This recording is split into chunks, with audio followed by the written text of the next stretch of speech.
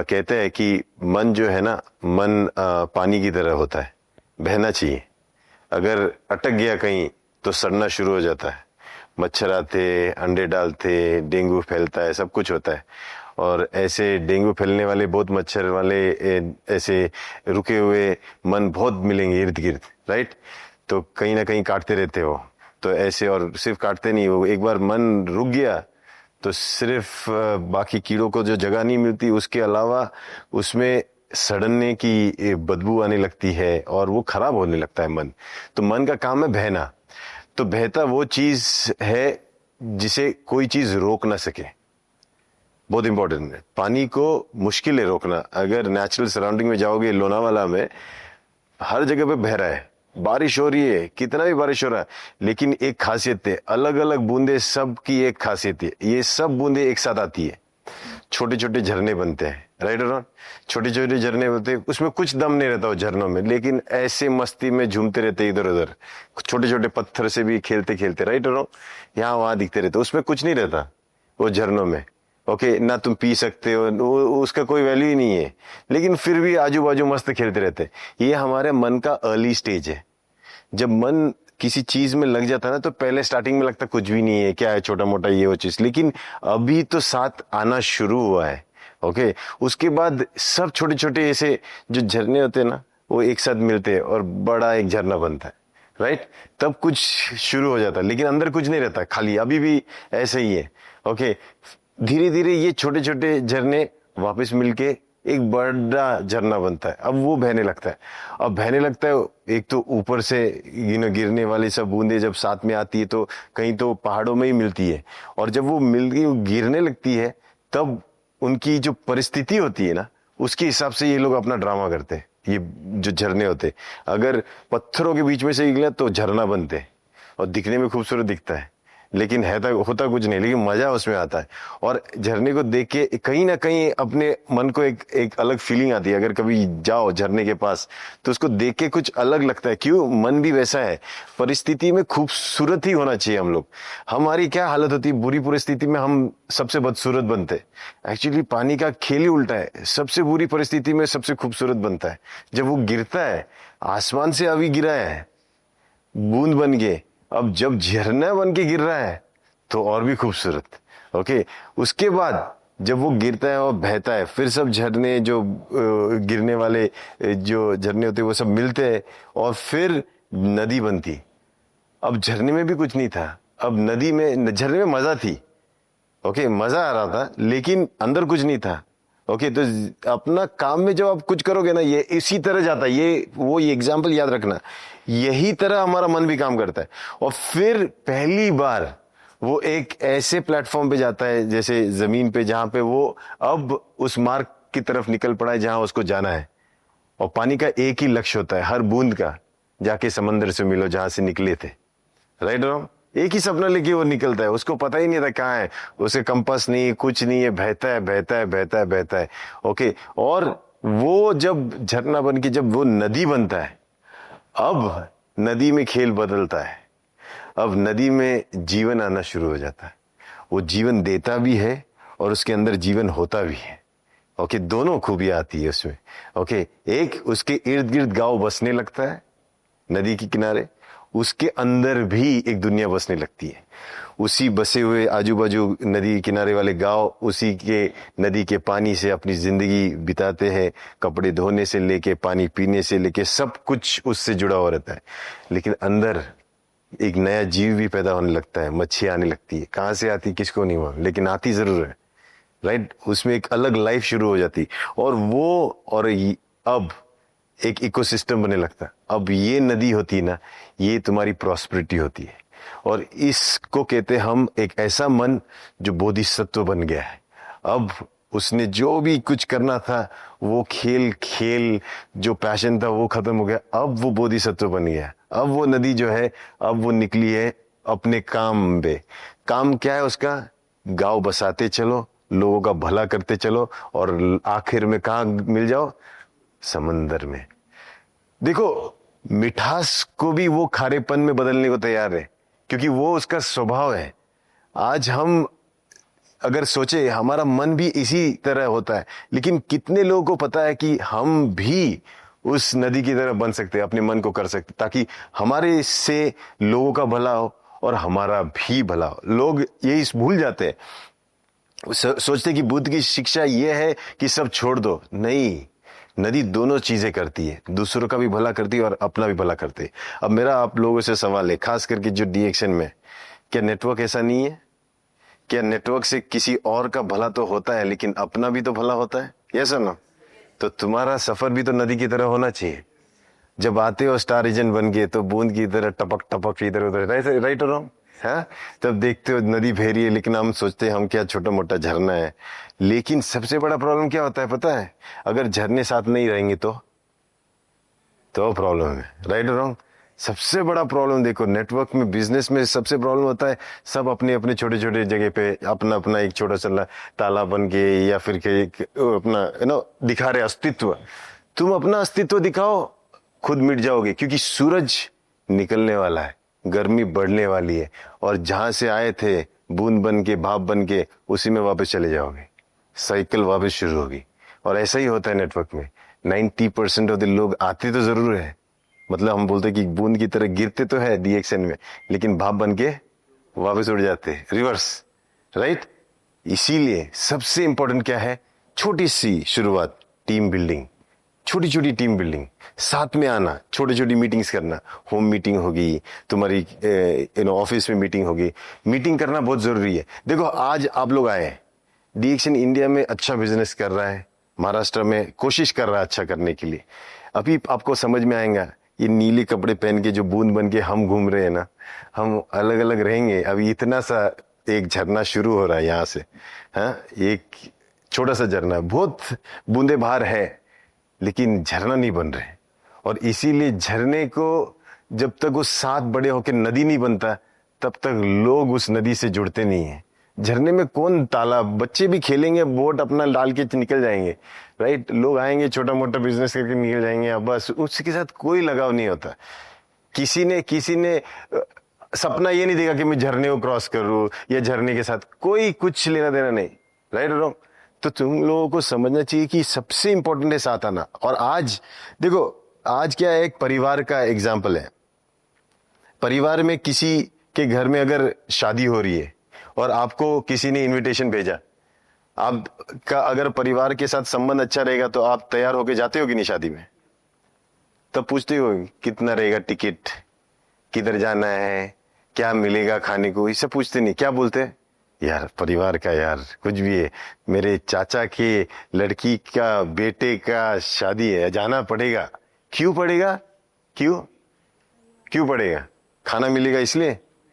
फिर हाँ, संबंध है।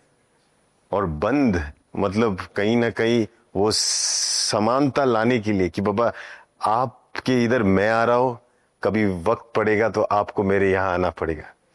और मैं आप लोगों को ये बता दूं, आज यहाँ पे जितने लोग आए हैं, इन्होंने मेरे साथ संबंध बनाया है। आप लोग मेरे पास आए हो, मैं आपके पास जब भी बोलूं तब आऊंगा, ओके?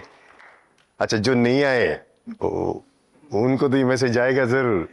थोड़ा तकलीफ होगी कि नहीं, कि हमने 1000 कार्ड बांटे, और 1000 कार्ड बांटने के बाद कितने लोग आए? मेरे पास 50 लोग आए। मेरी बेटी की शादी में इतने लोग आए, तो ठीक है ना, बाकी के लोगों की बेटी की शादी भी तो होगी, हाँ? तब हम दुआएं देंगे, राइट? ऐसा नहीं, मैं ये कहता हूं कि यहां से सीख मिलती है हमें कि जो पहला कदम उठाता है ना, वो उसके पास फर्स्ट चांस रहता है बदलाव लाने का, और उसी को मौका मिलता है अपनी लाइफ बदलने का और दूसरे की लाइफ बदलने का।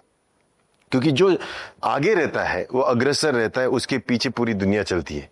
तो हमेशा याद रखना, द फर्स्ट मूवर एडवांटेज हमेशा रहता है। और जो व्यक्ति इस फर्स्ट मूवर एडवांटेज को लेगा, उसी के थ्रू अगर अपने काम को करेगा, तो डेफिनेटली उसकी लाइफ में बदलाव आएगा। उसी की नहीं, सबसे इंपॉर्टेंट चीज है, मैं बदला, मेरी दुनिया बदली। और अपनी दुनिया बहुत सिंपल है, मैं हूं, मेरे परिवार है, ओके? मैं और मेरा परिवार, मेरी जिम्मेदारियां यही है। जैसे एक दीप होता है ना, दीप का परिवार क्या है? तेल, बाती और वो छोटा सा दीप। उसमें वो जलता है, तीनों साथ रह के खुश रहते हैं। जब तक वो बाती पूरी तरह जलती नहीं, तेल नहीं खत्म होता, वो तीनों अपना साथ नहीं छोड़ते। Right wrong? उसी तरह आपको समझना चाहिए कि आपका परिवार आपकी जिम्मेदारी है। उस जिम्मेदारी में रोशनी देना, उसको प्रोवाइड करना, ये आपका काम है, कर्तव्य है, जिम्मेदारी है। और उसको पूरा करने के लिए आपका जो मन है, ये एक हीरे की तरह वैल्यूएबल होना चाहिए। दुनिया में सबसे हार्डेस्ट मटेरियल माना गया है हीरा। हीरा बोलते कि अगर आपको कांच को काटना है, कुछ भी काटना है, तो हीरे को लेके काटते, क्योंकि हीरे को बहुत मुश्किल होता है कि हीरे को तोड़ना। सोचो, अगर हीरे को तोड़ना मुश्किल है, ओके, तो उसको तराशना कितना मुश्किल होगा। सोचो, सिर्फ उसको कट करना, क्योंकि टूटना ही पॉसिबल नहीं है, उसको कहां आप उसको तराशते बैठे हो। लेकिन वज्र छेदी का प्रज्ञा पारमिता सूत्र जो हम सीखने वाले हैं, यह कहता है कि हीरे जैसे हीरे को भी, जो वज्र की तरह है, उसको भी तराशने की ताकत ये सूत्र रखता है। और आपका मन हीरे की तरह है, लेकिन जिसे कोई नहीं तोड़ सकता। किसी को मन को बदलना इतना इजी है? नहीं सर, बहुत मुश्किल है। मैं तोड़ने की बात ही नहीं कर रहा हूं, मैं तराशने की बात कर रहा हूं। ओके, क्योंकि एक बार तराशा तो जो भी परिस्थिति की सूरज की किरणें उस पर गिरेगी, सिर्फ आपको चमकाएगी ही चमकाएगी।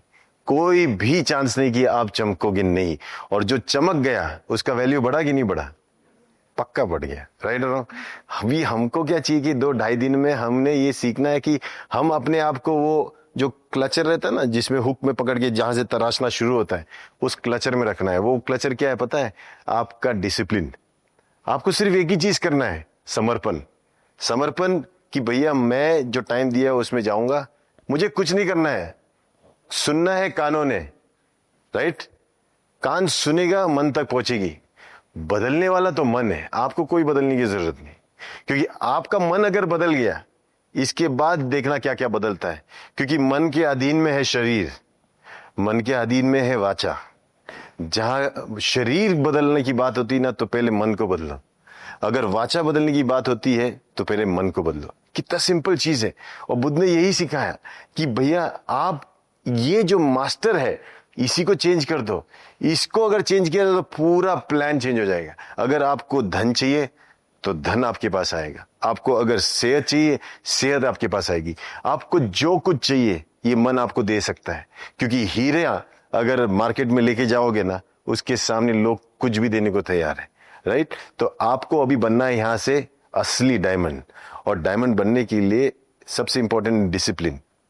जो मुझे अच्छा लगा कि आप लोग आए, और मैं जब बैठा था मेरा 99 to 0 करने के लिए, क्योंकि तैयारी होने तो जरूरी है। राइट? जैसे मैं बोला, शादी में जाने के लिए भी कपड़े पहनना जरूरी है। ओके, अगर आपको कहीं भी जाते हो तो आप तैयार होके जाते हो ना। तो उसी तरह जब हम किसी चीज को पढ़ने के लिए जाते हैं, तो हम ध्यान में जाते हैं, और ध्यान से तैयार होके अपनी तरफ वो एजुकेशन सिस्टम को एक्सेप्ट करते हैं। तो मैंने जब देखा कि सब शांत हो गया है, तब मैंने आंखें खोली। राइट? जब तक मैं बैठा था तब तक आवाजें चल रही थी। तो कैसा होता है, घर से अगर ऑफिस को जा रहे हैं ना, रोज रास्ते पे, है ना, आप रोज का रास्ता रहता है, आप जाते हो आते हो, जाते हो आते हो, ट्रैफिक रोज बदलता है। राइट? आते जाते। तो आपको मैं अगर पूछूं, आपको याद है क्या कल का ट्रैफिक?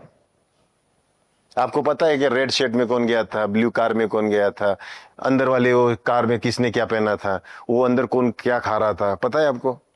सर ऐसे कैसे पता होगा? नहीं, हम तो सिर्फ ऑफिस जाते, ऑफिस आते। राइट और आप वो ध्यान से करते हो। आप कार कौन आई, कौन लोग में गया, उसकी तरफ आपका ध्यान भी नहीं रहता। राइट? लेकिन जब काम की बात आती है ना, लक्ष्य की बात, जहां लक्ष्य लगा हुआ है कि मुझे बिजनेस करना है, मुझे नेटवर्क बिल्ड करना है, मुझे ये सेहत के लिए ये करना है, मेरा टारगेट है वेट लॉस करना है, मेरा टारगेट मेरे डायबिटीज रिवर्स करना है, मेरा कैंसर के लिए मुझे कुछ करना है, ये जब आपका लक्ष्य होता है, लेकिन वहां आपका मन भटकता है। आप इसने क्या बोला, उसने क्या पहना, इसने क्या खाया, ये क्या होगा, वहां जाता है, लक्ष्य की तरफ पहुंचते ही नहीं। अब निकलते तो घर तक, ऑफिस कभी पहुंचते नहीं। रोज वही होता है, आते हो तैयार भी होके, ये चलो वापस, हो गया 8 घंटे वापस, और कभी भी लक्ष्य की तरफ नहीं पहुंचते। तो यहां से आपको टेक्निक मिलेगी जहां पे आपका मन चक्कू की तरह धारदार बनेगा। और धारदार चक्कू ही किचन में काम किए, बिना धार वाली चक्कू किचन में काम की नहीं, उसके बाद उसको लेके जाते थे। पुराने जमाने में जब चक्कू की धार कम हो जाती थी किधर भेजते थे पता है? तलवार की धार कम हो जाती किधर भेजते थे पता है? किसके पास? लोहार के पास। लोहार क्या करता था? प्यार। पहले क्या करता था वो? पहले गरम करता है, फिर पीटता था। वाह वाह। तो जिंदगी भी ऐसी है। तो नर्क कोई दूसरी दुनिया नहीं है, नर्क यही है। यही जिंदगी तुमको डालेगी मस्त भट्टी में। और बुरे आपको तकलीफ देने के लिए नहीं, आपको तैयार करने के लिए। हमेशा याद रखना, हर तकलीफ ने आपको सिर्फ मजबूती दी है। किसी ने आज तक जिम में कितने लोग देखा हो ना, जिम जाते हैं लोग, जिम में से कोई आदमी कुछ लेके जाता क्या वहां से? उसमें अगर एक 10,000 किलो के वजन रहेंगे, रोज आते आदमी उठा उठा के करते अपना एक्सरसाइज, वहां से कुछ लेके जाते? 1 ग्राम भी कम होता क्या उस जिम का? कोई 1 ग्राम कम हो गया? सर वहां पे बहुत लोग आते, 500 लोग आते सर, वो रोज उठाते। तो क्या सर? नहीं मतलब तुझसे क्या प्रॉब्लम क्या हुआ? 1 ग्राम भी कम हुआ? नहीं हुआ ना। पूरा का पूरा जिम जैसा था वैसे ही, लेकिन जो आके चला गया उसका क्या हुआ? उसका बदल गया सर। हाँ, उसी तरह आपको ये समझना है, ये सूत्र यही चीज सिखाएगा आपको कि आप किसी की लाइफ से कुछ नहीं ले रहे हो। अक्सर क्या होता है नेटवर्किंग में, हम सोचते कि हम ये करेंगे तो हम उस किसी से कुछ ले रहे या कुछ ये कर रहे। सर कोई किसी से कुछ नहीं ले रहा है, लेकिन सिर्फ जुड़ने से बदलाव तो हमारे में आएगा। बोलो उसको उसके हिस्से का मिलेगा, मुझे मेरे हिस्से का। सब लोग जो कुएं के आजू बाजू आते थे ना पुराने गांव में पानी भरने के लिए, सब अपने बर्तन लेके आते थे। राइट और रॉन्ग? बर्तन लेके आते, कोई छोटा कोई बड़ा, कोई घाघर कोई बादली। कुएं में जो डाला भर के तो सिर्फ उसे ही का बर्तन फुल होके निकला ना, बराबर की नहीं? किसने डाला छोटी वाटी, कितना मिला उसको? बस उतना भर के मिला, भर के मिला। लेकिन जितना लेने गए थे उतना ही मिलेगा। जिंदगी भी ऐसी है, ये जिंदगी बहुत कुछ दे सकती है। डिएक्शन भी वैसा है, आपकी लाइफ पूरी तरह बदल सकती है। अच्छा, किसी ने ये बताया कि डिएक्शन में सिर्फ इससे ज्यादा तुम कमा नहीं सकते, ऐसा कुछ लिमिट रखा है क्या? तो कितना कमा सकते हो डिएक्शन में? कितना? 5 रुपया, 10 रुपया, 50,000 रुपया, 1,000 रुपया, 5 लाख, 10 लाख, कितना? कोई लिमिट है? अच्छा, इन्फिनिटी इनकम है कि नहीं?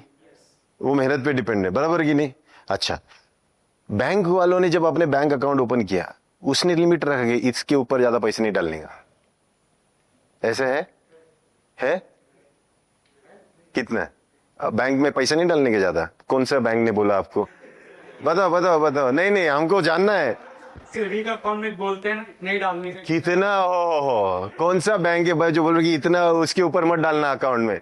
आज तक किसी बैंक के पास नहीं, आपको किसने बैंक ने बोला कि पैसे मत डालो, पैसे मत लो, देंगे नहीं वो, लेने के लिए तैयार है कि नहीं? बताओ कितना? आपके अकाउंट में अभी आपका अकाउंट नंबर है, इसमें अगर हमारे देवकर सर को पैसे डालने हैं, आप कितना बोल सकते हो? वो बोले जितना आप बोलोगे उतना डाल, तो आप कितना बोलोगे? तो वाह, ये सही है, समझ में आया? तो मतलब आपके पास लिमिट नहीं है। देखो कैसा है, एक तरफ एक सिस्टम है जो आपको बोलता है अनलिमिटेड लेके जाओ, दूसरी तरफ एक सिस्टम है जो बोलता है अनलिमिटेड डालो। अब इन दोनों के बीच में जो बचा आदमी है ना, वो तुम हो। राइट और रॉन्ग?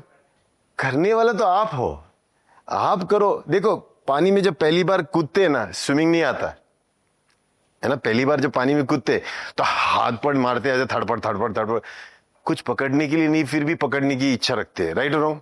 क्यों? क्योंकि आदत होती क्या है जमीन की, पानी की तो आदत ही नहीं है, तो थड़पड़ थड़पड़ थड़पड़ थड़पड़ करते। फिर कोई आके बाबा पैर है छोटा ही है, दाढ़ा मत ये कर, खड़ा रहे। फिर हाँ, फिर थोड़ा थोड़ा सिखाएगा वो, स्टेप बाय स्टेप आपको सिखाएगा। सबसे इंपॉर्टेंट क्या है कि सहवास, उस पानी के साथ तू रहना सीख। रोज थोड़ी देर थोड़ी देर थोड़ी देर, एक दिन जो जो करते करते एक दिन तुमको तैरना आ जाता है। राइट और रॉन्ग? अब तैरता हुआ आदमी और पहली बार कूदा हुआ आदमी, इसमें फर्क है। राइट और रॉन्ग? तैरता हुआ आदमी बिल्कुल झटपटाता नहीं, वो पानी के साथ तैरता है। अरे जिसको तैरना आ गया वो तो तैरता भी नहीं है, वो तो सिर्फ ऐसा लेटा रहता है तो भी तरंगता है। राइट और रॉन्ग? हाँ, बिजनेस भी ऐसा है सर, नेटवर्किंग भी ऐसी है। पहले बहुत तड़पोगे, पहले 100 लोगों को बोलेंगे सब हड़ हड़ हड़ हड़ हड़ हड़, ऐसे ना। ये पहले हड़ में अगर तुम गए तो गए, समझे? कि देखो तूफानों में कितने भी पत्ते होते हैं ना, सिर्फ कमजोर जो लटक नहीं सकते वो गिर जाते, वो यहां वहां उड़ते रहते हैं, ऐसे बहुत दिखेंगे आपको नेटवर्किंग में। लेकिन जो चिटक के रहते हैं, जो चिपक के रहते पेड़ से, वो टिकते हैं, और वही पेड़ से टिकक के रहना उनको बढ़ाता है। क्योंकि उड़ता हुआ पत्ता बढ़ता नहीं है, सड़ता है, समझ में? जो बदलते रहते इधर उधर, ये वो उछलते कूदते नहीं। कभी भी देखो, आपको ये समझना चाहिए, ये मन है, सब कुछ मन है। और अगर मन ही सब कुछ है तो तैयार तो मन को ही करना पड़ेगा ना। और अगर आपने मन को तैयार कर लिया तो मन जो आपके लिए करेगा आप इमेजिन नहीं कर सकते हो। स्वर्ग भी मन बनाता है और नरक भी मन बनाता है, राइट? सुख भी मन देता है और दुख भी मन देता है। मन ही सब कुछ है और उसी पे काम नहीं करते। तो ये जो 2-2.5 दिन रहने वाले, आपको पेन और पेपर लेके काम करना है, क्योंकि इस बार आपको करना है फिशिंग द थॉट्स। हम लोग बोलते हैं मछुआरा बनना है। मैं जो जो बोलूंगा, जो जो हम पढ़ेंगे, जो जो सुनोगे, आपको अगर अच्छा लगा वो मच्छी पकड़ो और उसको लिखो, ठीक है? घर में जाके उसका फ्राई बना के आप खाओ, लेनो, वो बाद में करना। लेकिन आज ये जो 2-2.5 दिन सिर्फ फिशिंग करने वाले हो। सुनो, जैसे एक नाव जाती है समंदर में, मच्छी पकड़ के लेके आती ना, वैसे 2.5 दिन आप इस नाव में हो, हाँ, यहाँ पे आए हो इस समंदर में, और यहाँ से आपको लेके आपका जो शिप है फुल भर के लेके जाना है। और फिर वहां जाके आपको क्या करना है? मार्केट में बेचना है, घर में खाना है, किसी को बांटना है, ये आपकी जिंदगी। ओके, तो ये 2.5 दिन दुनिया की सबसे इंपॉर्टेंट दिन है आपके लिए। क्योंकि जब मैंने पहली बार वज्रछेदी का प्रज्ञा पारमिता सूत्र के बारे में सुना, मुझे जब डॉक्टर लिम ने ये बताया कि ये दुनिया का पहला किताब है जो कभी प्रिंट हुआ, तो मुझे लगा ये डॉक्टर ज्यादा फेक मार रहा है ना। तो मैं चेक करता हुआ हमेशा। मुझे किसी पे भरोसा नहीं होता। मैं सबसे बड़ा डाउटफुल आदमी हूं, मैं हर चीज पे डाउट करता हूं। और मुझे लगता है यहीं से इन्वेस्टिगेशन शुरू होती है, वहीं से खोज शुरू होती है।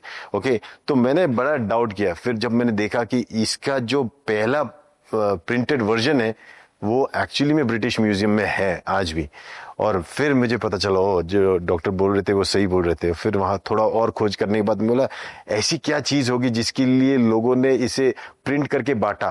तो मैंने पूछा कौन से टाइप के लोग थे? शायद मैं बोला पूजा पाठ करने वाले लोग थे या कुछ ऐसा। नहीं सर, ये बिजनेसमैन थे। मैं बोला अच्छा, बिजनेसमैन, ट्रेडिंग करने वाले? ना, हाँ। और दुनिया में जो भी सक्सेसफुल बिजनेसमैन है ऑन द ईस्टर्न साइड, मतलब जापान, चाइना, साउथ कोरिया, ये लोग इस सूत्र की कसमें खाते, इसे अपने पास रखते हैं। ये इनकी तलवार है। जैसे तलवार होती है किसी क्षत्रिय के लिए लड़ाई के लिए सबसे बड़ा इंपॉर्टेंट औजार, ये बिजनेस करने के लिए ये इसका औजार बोल के यूज करते।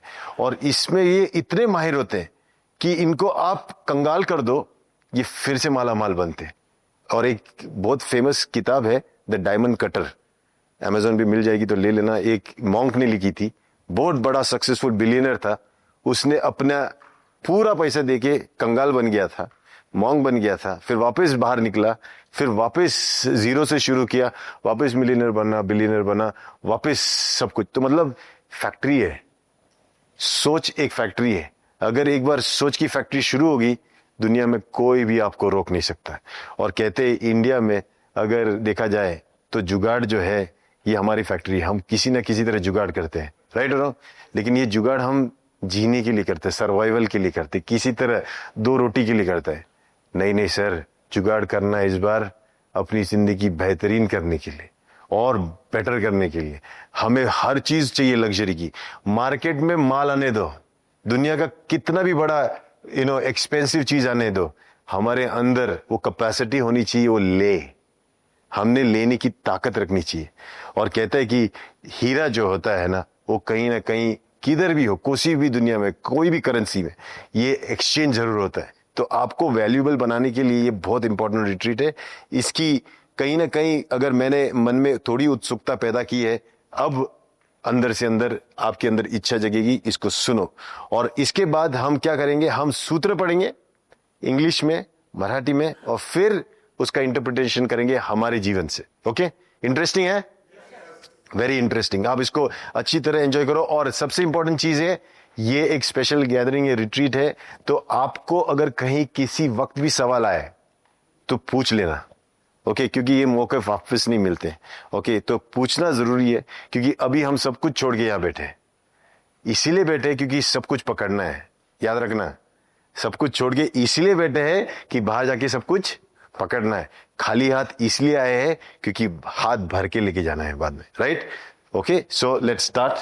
अमुक्ता will be reading in English and we'll have Shashank reading in Marathi.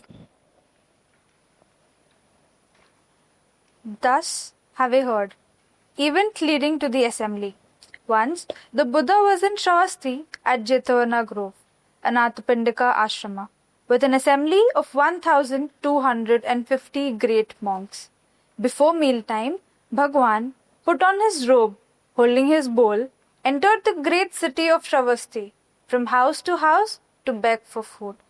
The Bhagwan then returned to the retreat, took his meal, put away the robe and bowl, washed his feet, arranged his seating, and sat down to focus his mind and meditate.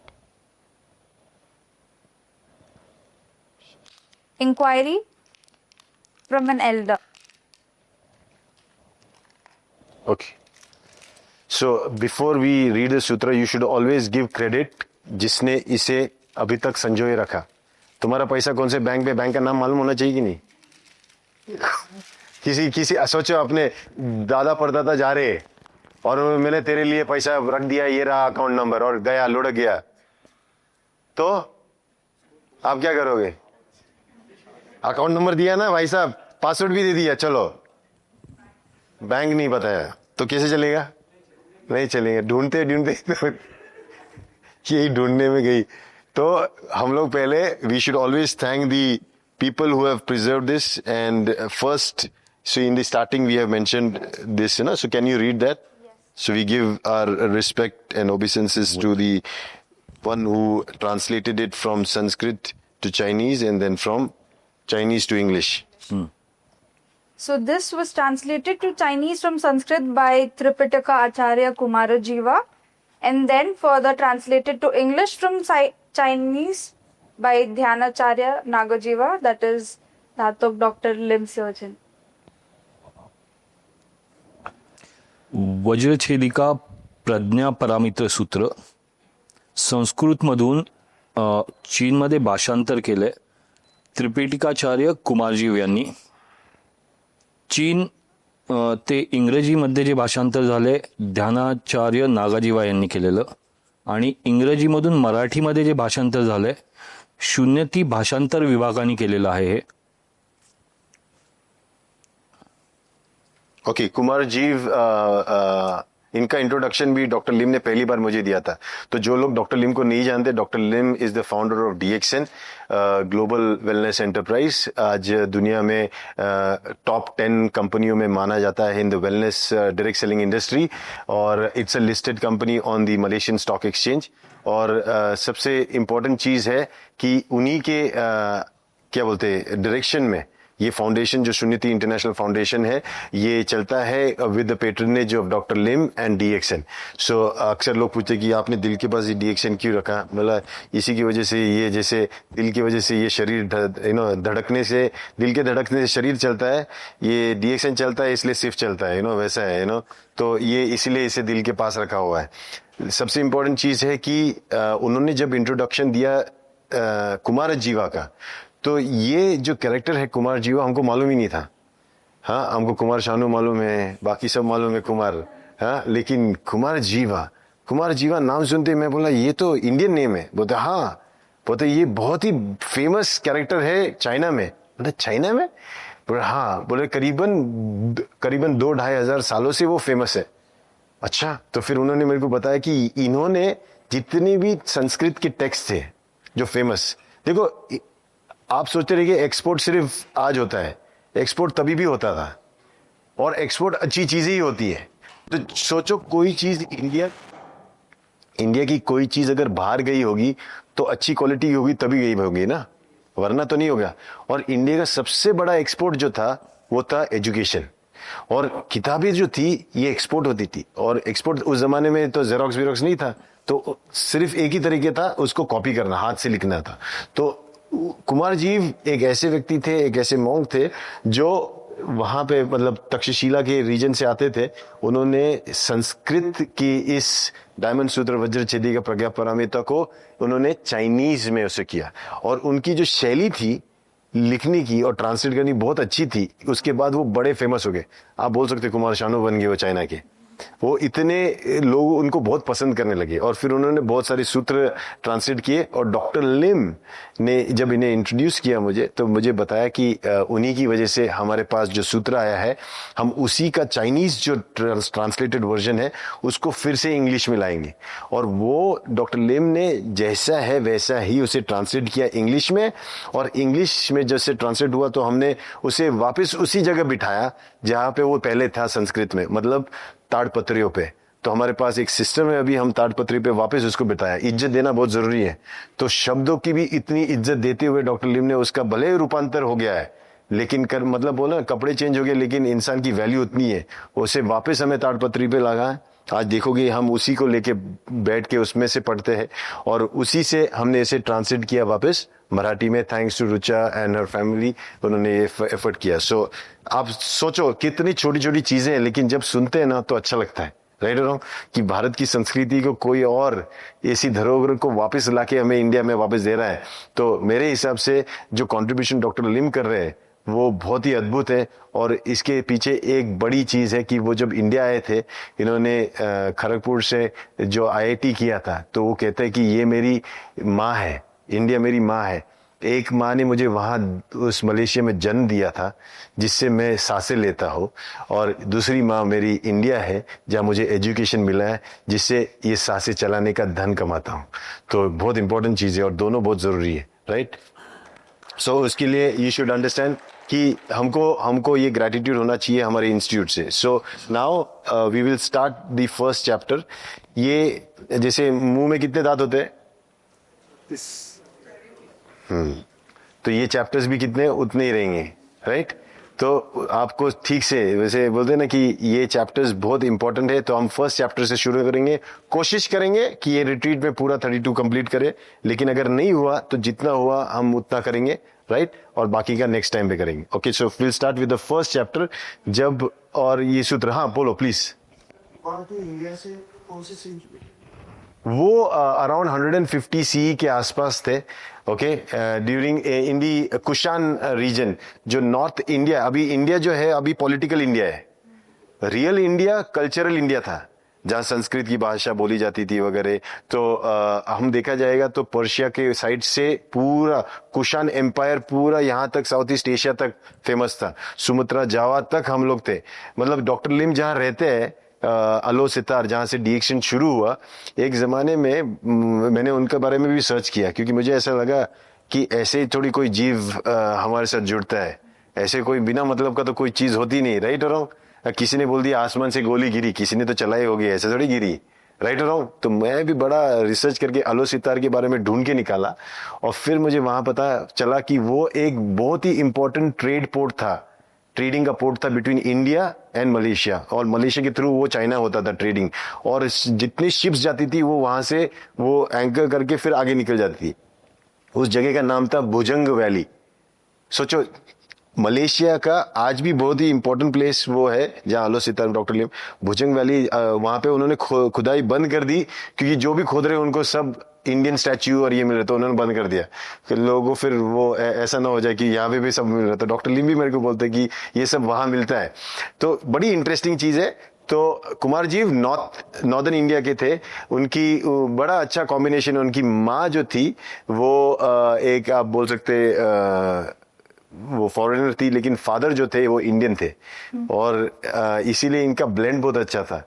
और वो जब early stage में वो जब सीख रहे थे ना, तो सीखते सीखते उन्होंने जैसे सीखा, तो उसके ऊपर डॉक्टर लिम की बहुत सारी वीडियोस है, आप देख लेना कभी यूट्यूब पे, कि एक आदमी एक टीचर के लिए आदमी क्या कर सकता है। तो एक टीचर को पकड़ने के लिए एक बार राजा ने सेना भेजी थी टीचर को, वो किसी कारणवश वो राजा मर जाता है, फिर वो सेना नहीं आती है, फिर दूसरी बार जब दूसरा उसका जनरेशन आता है वापस, उसको जब याद आता कि मेरे परदादा ने एक सेना भेजी थी ये टीचर को लाने के लिए, फिर वापस वो दूसरी सेना भेजता है उसको लाने के लिए।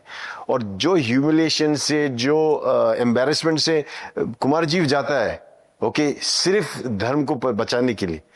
धर्म मतलब कर्तव्य, याद रखना। धर्म मतलब कोई रिलीजन नहीं, धर्म मतलब कर्तव्य। हर एक का धर्म है। आप अगर नेटवर्कर हो, नेटवर्किंग आपका धर्म है। अगर उसी को आप शर्माओगे तो आप नेटवर्कर रहे नहीं। अगर बोलने नहीं आया, अगर प्रोस्पेक्टिंग करने नहीं आया, अगर टीम बिल्डिंग नहीं आया, सर आप हल्दी हो लेकिन उसमें कोई कलर नहीं है। सोचो, हल्दी का पीला कलर ही नहीं रहेगा और कोई बोले सर ये हल्दी कैसी है, पहले तो डाउट होगा कि ये हल्दी है या नहीं है, राइट और रॉन्ग? क्योंकि कुछ तो धर्म होना चाहिए।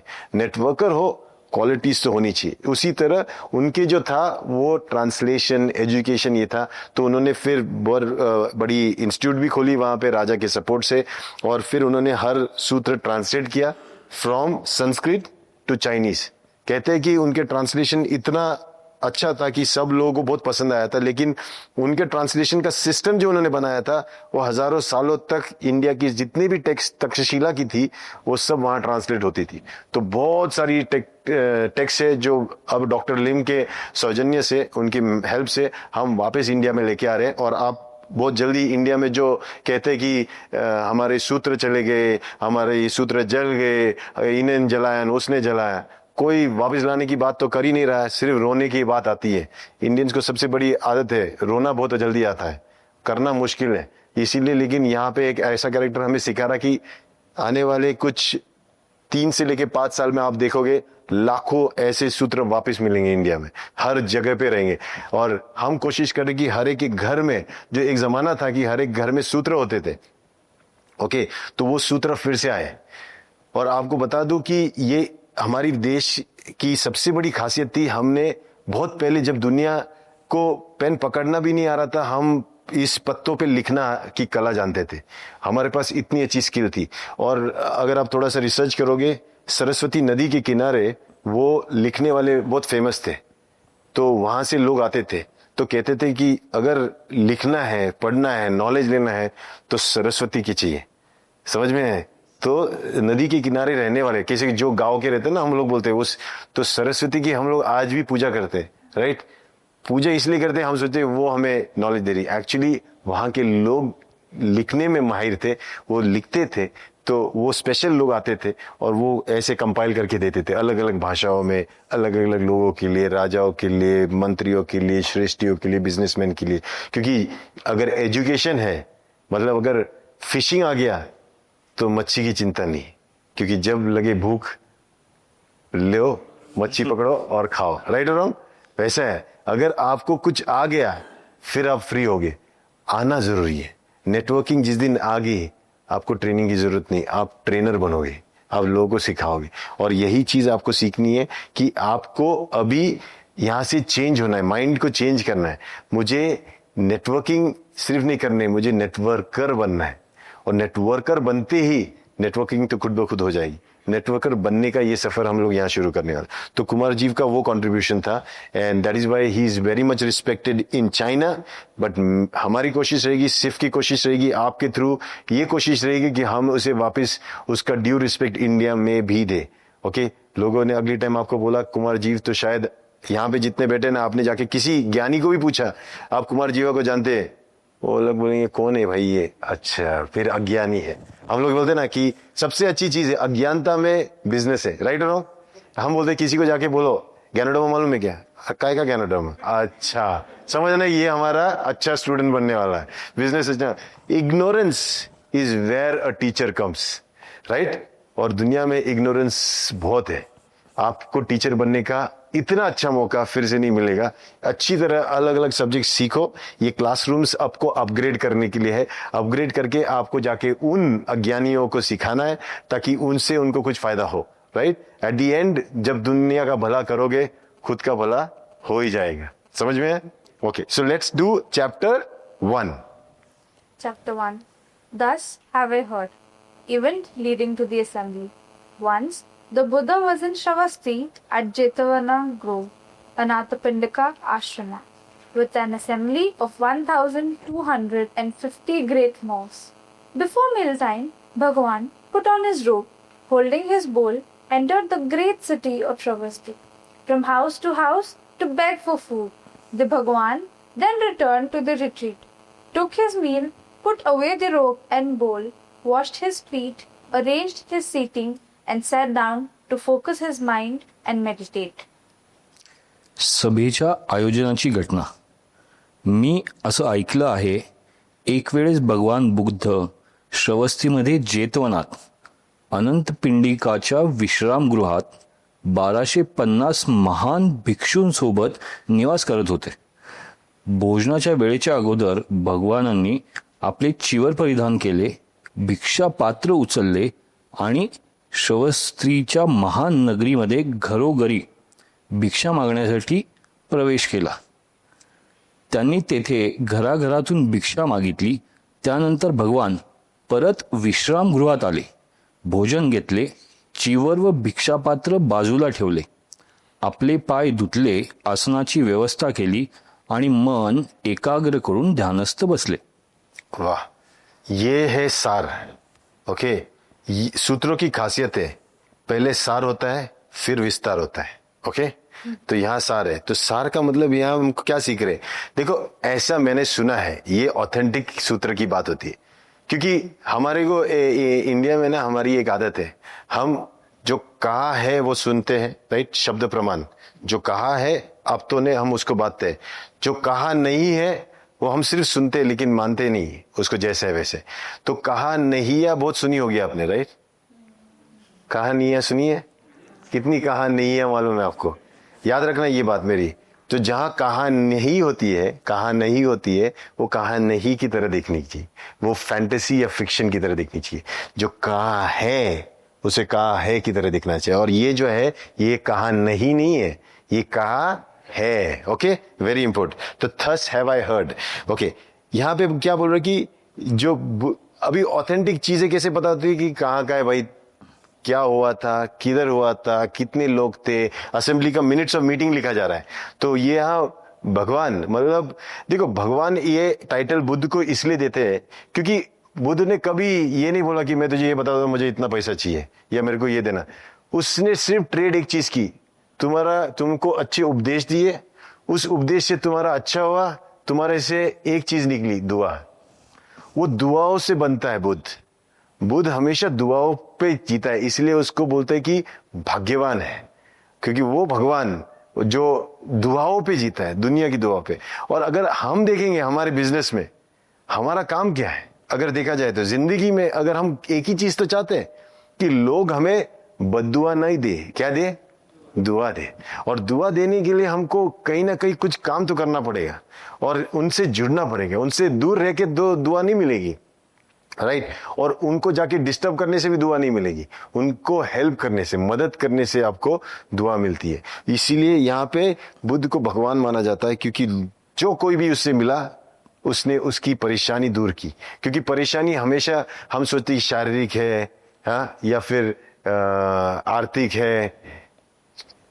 एक्चुअली परेशानी मानसिक होती है, क्योंकि शरीर जो होता है ना, ये कभी दुख नहीं देता. ये तकलीफ में हो सकता है लेकिन दुख नहीं देता. उसको तकलीफ में देके मन बड़ा दुखी होता है और वो दुख देता है, राइट और रॉन्ग. देखो, डायबिटीज हो गया, उसको शरीर का डायबिटीज है, उसको तकलीफ होती है, लेकिन मन जो है ना वो छोड़ता नहीं उस आदमी को. तेरे को डायबिटीज हो गया, बे देख तेरा शुगर बढ़ गया, देख ये खा रहा है, तू नहीं खा रहा, देख वो गुलाब जामुन खा रहा है. ऐसा टॉर्चर करता है ना कि आदमी डायबिटीज के बाद वो डायबिटीज की तकलीफ से नहीं गुजरता, वो गुजर जाता है उसके दुख से, राइट. कैंसर भी वैसा है. अभी एक बंदा मिला मेरे को, उसको कैंसर सिर्फ डिटेक्ट हुआ अर्ली स्टेज. भैया जो दुख में गया उसका मन, बहुत बड़े इनके दुख में, कि उसको कुछ खाया तो भी उसको लगता है वहीं पे जा रहा, वो सब उधर जा रहा. फिर उसको मैंने किसी तरह समझाया, उसके मन को हल्का किया, उसके बोला कि भाई ये शरीर की तकलीफ है, शरीर को होने दो. ओके, उसी तरह आर्थिक तकलीफ आर्थिक तकलीफ है. आर्थिक तकलीफ तुम्हें क्या दे सकती है? जो चीज चाहिए वो नहीं देगी, या फिर तुम्हें एडजस्ट करना पड़ेगा, या फिर कॉम्प्रोमाइज करना पड़ेगा, कहीं ना कहीं सहन करना पड़ेगा, राइट. लेकिन ऐसा नहीं है, मन वो देखता है कि आर्थिक तकलीफ है तो बस आपको दुख पैदा करना शुरू कर देता है। क्या बोलेगा, देख तेरे पास नहीं है भाई, उसके पास है, यार तेरे पास क्यों नहीं है भाई, तू ऐसा है, तू ये गरीब है। गरीब आदमी को भी भिखारी बना देता है, भिखार को लाचार बना देता है। ये मन इतना डेंजरस है, राइट और रॉन्ग। तो ये बहुत इंपॉर्टेंट चीज आपको ये देखना है कि दुख जो है ये ना शारीरिक है ना आर्थिक है, ये है मानसिक। और इसीलिए दुख से अगर परे होना है तो काम तो मन पे करना है। तो बुद्ध यहाँ पे ये दिख रहा है कि सब लोग जब उसके पास आए सुनने के लिए, क्योंकि मन जो है ना ये एक चीज है ना, वो देख के नहीं समझता, वो सुन के समझता है।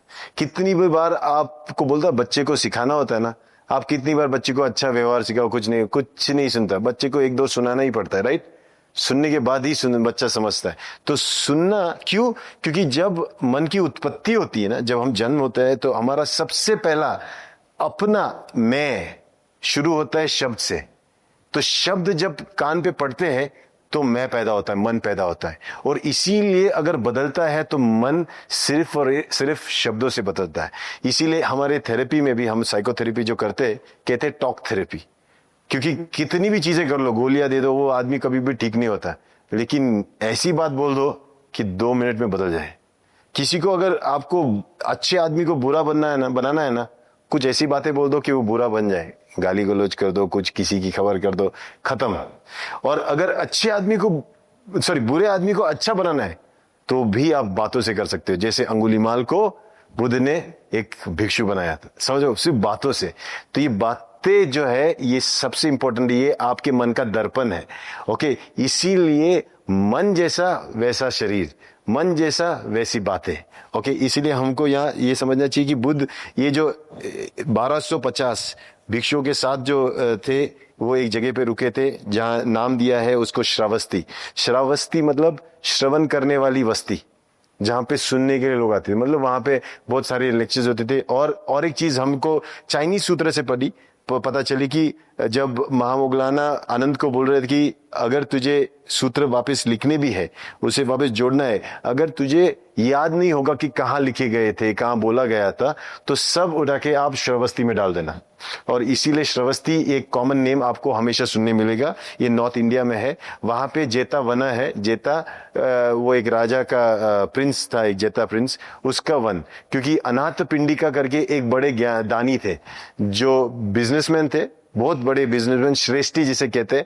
तो ये श्रेष्ठी ये बड़ा दान देते थे, और कहते हैं दान आज भी उनका, जो हम लोग बोलते हैं ना, उसका जैसे बैंक अकाउंट होता है ना, वैसे एक बड़ा हीर की तरह उनका एक रिजर्वायर है जहां पे पैसे डालते थे, सोने की अशरफिया। तो बुद्ध को जब जरूरत थी जमीन लेने की, तो उसने सबसे बेस्ट जमीन लेके दी जेता के पास से, राजा के पास से। उस जमीन में डील ऐसा हुआ था कि जितना सोने से कवर करेगा, जेता बोला, उतनी जमीन तेरी। तो ठीक है। फिर उसने अपना पूरा खजाना निकाल के होके गधों पे घोड़ों पे लाद के वहां पे पूरा कवर किया था, कहते हैं। और फिर पूरा जेता जो वन था वो बुद्ध के लिए समर्पित किया। लेकिन वो जेता जो था वो स्मार्ट बोला कि पूरा सोना अगर आदमी दे सकता है, मतलब ये कुछ तो महान होगा, ऐसा कोई पैसा नहीं दे सकता। और ये तो बिजनेसमैन है, बिजनेसमैन बिना मतलब का ट्रेडिंग नहीं करता, किसी चीज में इन्वेस्ट करने के पीछे उसका स्वार्थ तो रहेगा ही रहेगा, राइट। तो वो स्वार्थ या अपने लिए है या परमार्थ के लिए, उसको मालूम था ये बहुत बड़ी चीज है। इसीलिए उसने भी डील की, ठीक है जमीन तो तेरी होगी, पेड़ मेरे है, इसलिए दोनों का नाम है। इसलिए यहाँ पे अगर देखा जाएगा अनाथ पिंडिका का आश्रम, विश्राम घर, लेकिन जेतवन, ओके। तो जेता का वन और अनाथ पिंडिका आश्रम। और देखो यहाँ पे आश्रम में कौन जाना चाहिए? आश्रम मतलब आश्रम, जो श्रम करता है ना उसी की लायकी है आश्रम में जाने की। विश्रम मतलब जो श्रम करके वापस आता है ना, वही विश्राम कर सकता है। आज की डेट में वो कॉन्सेप्ट ही चला गया, श्रम का कॉन्सेप्ट ही गया। हम सोच रहे कि हमको नेटवर्कर बनना है। भाई आपने अगर प्रोस्पेक्टिंग ही नहीं की, आप गए ही नहीं मार्केट में, आपने अगर एक भी घर खटखटाया नहीं, तो आपको कहां मिलेगा दाना? और बुद्ध यहां कह रहा है कि खाने के पहले, लंच टाइम के पहले वो कहां गया? भगवान ने अपना चीवर धारण किया और कहां गया? हाथ में पात्र लेके। आपके पास आप अपॉर्चुनिटी लेके जाओ ना, आप वो पात्र है ना आपका, तो आप लेके जाओ। और फिर ग्रेट सिटी ऑफ श्रावस्ती में गया। मुंबई ग्रेट सिटी है, पूना ग्रेट सिटी, आप जाओ, आपको तो वहां नहीं जाने का है, आपको सब रेडीमेड चाहिए, नहीं हो सकता सर। आपको समझना पड़ेगा, हमको बुद्ध की तरह बनना पड़ेगा, हम्बल, कर्म करना पड़ेगा, श्रम करना पड़ेगा। फिर घर घर वो भिक्षा मांगने गए। अच्छा, घर घर इसलिए नहीं है कि जितना मिले उतना ले ले, उनका टारगेट रहेगा, चलो जिस एक घर से मिला वहां घर खत्म, वापस आ जाते थे। तो जितना उनका टारगेट रहता था वो मांगते थे, और दाना मांगते थे। क्या मांगते थे? दाना। लोग सोचते वो भीख मांगते थे, भीख नहीं मांगते थे, इसको दाना कहते कि आप दाना दो। दाना मतलब चावल, बाजरी, ज्वारी, कोई भी पल्सेस हो गया, मसूर हो गया, मटकी हो गया, जो भी दे सकते वो दो। और लोग उसको लेके आते, हर भिक्षु वहां से लेके आता था और आके वापस आता था। रेडीमेड खाना नहीं मिलता था, उसको पकाते थे वो लोग, और अगर जंगल में कुछ सब्जियां मिलती थी वो भी डालते थे, और क्या बनाते थे? खिचड़ी। समझ में है? तो सब लोग मिलके खाते थे। और ये भारत की संस्कृति थी कि दान पे, मतलब दानों पे जो मिला हुआ था वहां भिक्षु संघ चलता था। और जब तक भिक्षु संघ चलता था तो उनको पता था कि यहाँ पे लोग हैं जो आज भी दे सकते। क्योंकि याद रखना ये वर्ड, देने वाला ओके तब दे सकता है जब उसके पास ज्यादा हो, जब कम होगा तब कहां दोगे? राइट और रॉन्ग? आज तुम्हारे पास ना, मैं सच पे बोल रहा हूं, यहाँ पे ना जो आए हैं आप लोग सब देने वाले हो, क्योंकि आपके पास समय है इसलिए आप दे रहे हो। जो नहीं आए उनके पास वो भी नहीं है, इसलिए दे नहीं सकते। समझ में है? तो वो ठीक है, उनके पास है ही नहीं, कहां से देंगे? आपके पास है, नसीब से है, समय है, इसलिए आप ये 2-2.5 दिन दे रहे हो। शायद उनके पास नहीं है, उनकी जिंदगी में वो कमी रहेगी कि वो 2-2.5 दिन देने लायक भी नहीं है, तो उनको छोड़ दो। जिनके पास है वो दे रहे, वहां से बदलाव शुरू होगा। तो यहाँ पे बुद्ध कह रहा है कि घर घर भिक्षा मांगने के बाद, फिर आने के बाद बुद्ध ने क्या किया? अपना काम खुद किया। वो चाहे तो 1250 लोग थे जो उसकी सेवा कर सकते, लेकिन सब छोड़ के वो एग्जाम्पल बने, पूरा अपना काम किया, अपना सीट बनाया, अपने पैर धोए, बर्तन भी धोया रहेगा, खाया पिया, और फिर एक चीज करने बैठे। क्या? ध्यान। देखो, तुम कितनी भी शारीरिक जिम्मेदारियां पूरी करो, खाना पीना, घूमना बीमना, अपनी घर की जिम्मेदारी, लेकिन तुम एक चीज से कभी मत भटकना, अपने ध्यान से। जो चीज तुमको करनी है वो करनी ही पड़ेगी, उस अवतार में वापस आना पड़ेगा। कितना भी रूप बदल लो अलग अलग जगह पे, लेकिन जो तुम्हारा स्वरूप है उसको मत बदलना। अगर आप एक पिता हो, पिता जाके किसी जगह नौकरी कर रहा है, क्लर्क है, मैनेजर है, वो आपने अपना रूप बदला, लेकिन वहां पे भी अपना स्वरूप मत बदलना। वापस जब आओ तो पिता बन के वापस घर आओ।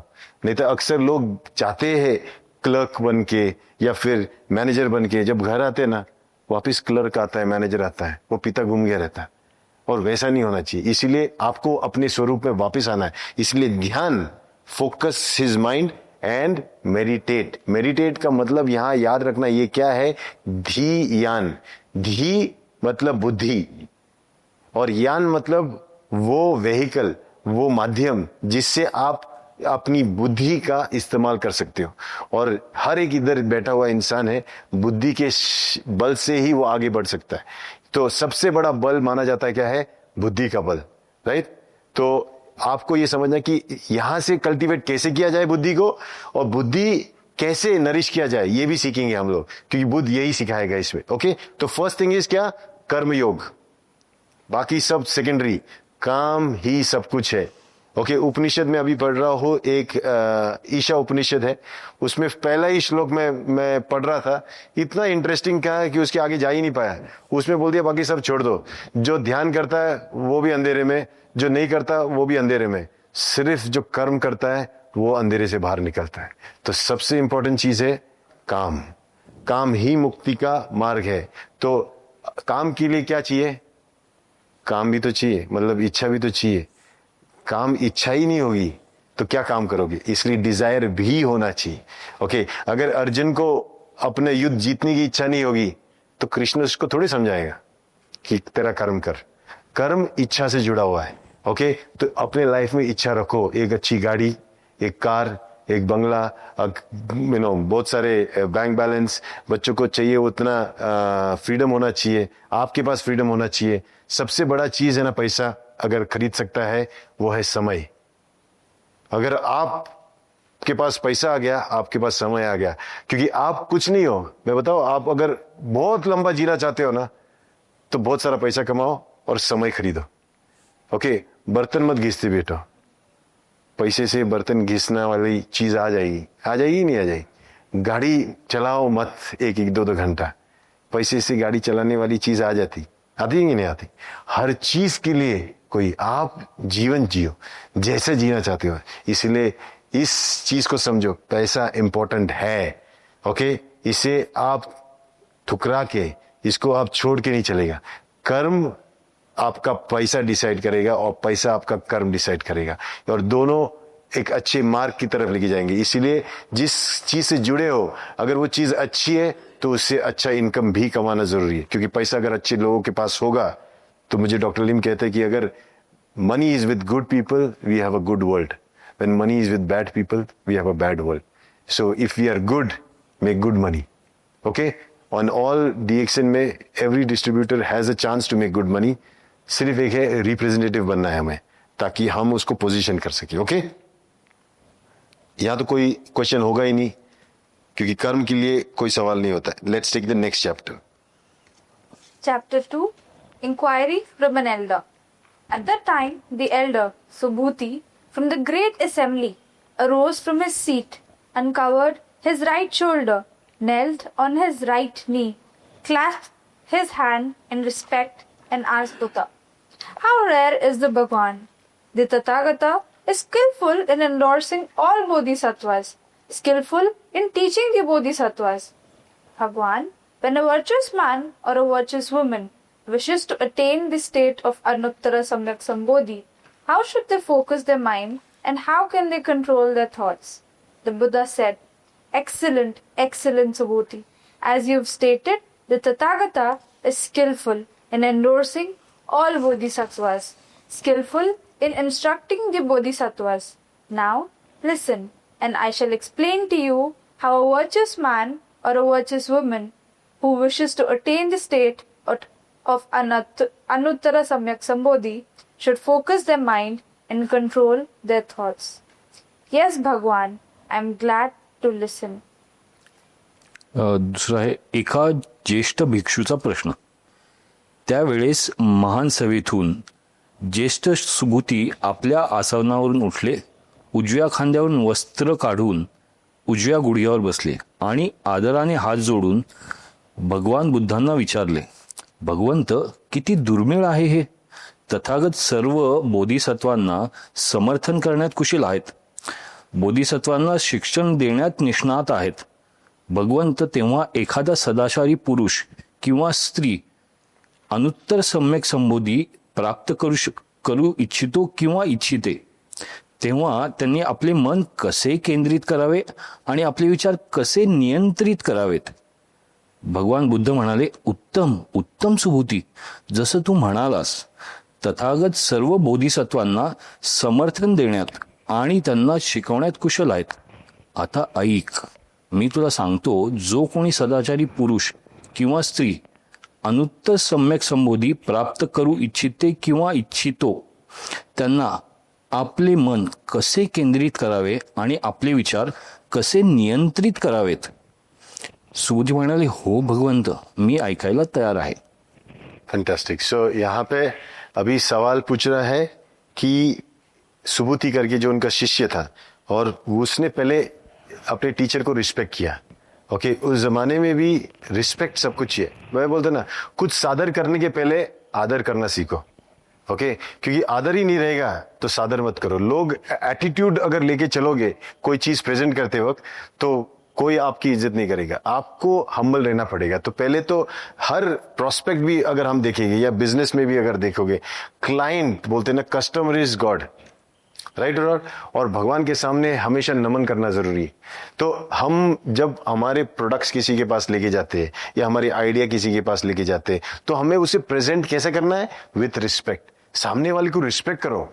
ये बहुत इंपॉर्टेंट की है, मंत्र है। क्योंकि एक बार किसी को इज्जत दी, वहां से आपका एक नया रिश्ता शुरू हो जाता है। क्योंकि कहते हैं कि रिस्पेक्ट का रिश्ता रिस्पेक्ट से होता है। किंग पुरु और अलेक्जेंडर की बात तो मालूम होगी ना, क्या बोला? कि जब अलेक्जेंडर ने पूछा बता तेरे साथ कैसा सलूक किया जाए, किसको, किंग पुरु को, तो क्या बोला उसने, सही है। तो आप एक कस्टमर थे डीएक्शन में आने के पहले, राइट। आपकी इच्छा वही होगी ना, जब कोई नया कस्टमर बनेगा उसकी इज्जत वैसी होनी चाहिए जो आपकी इच्छा थी।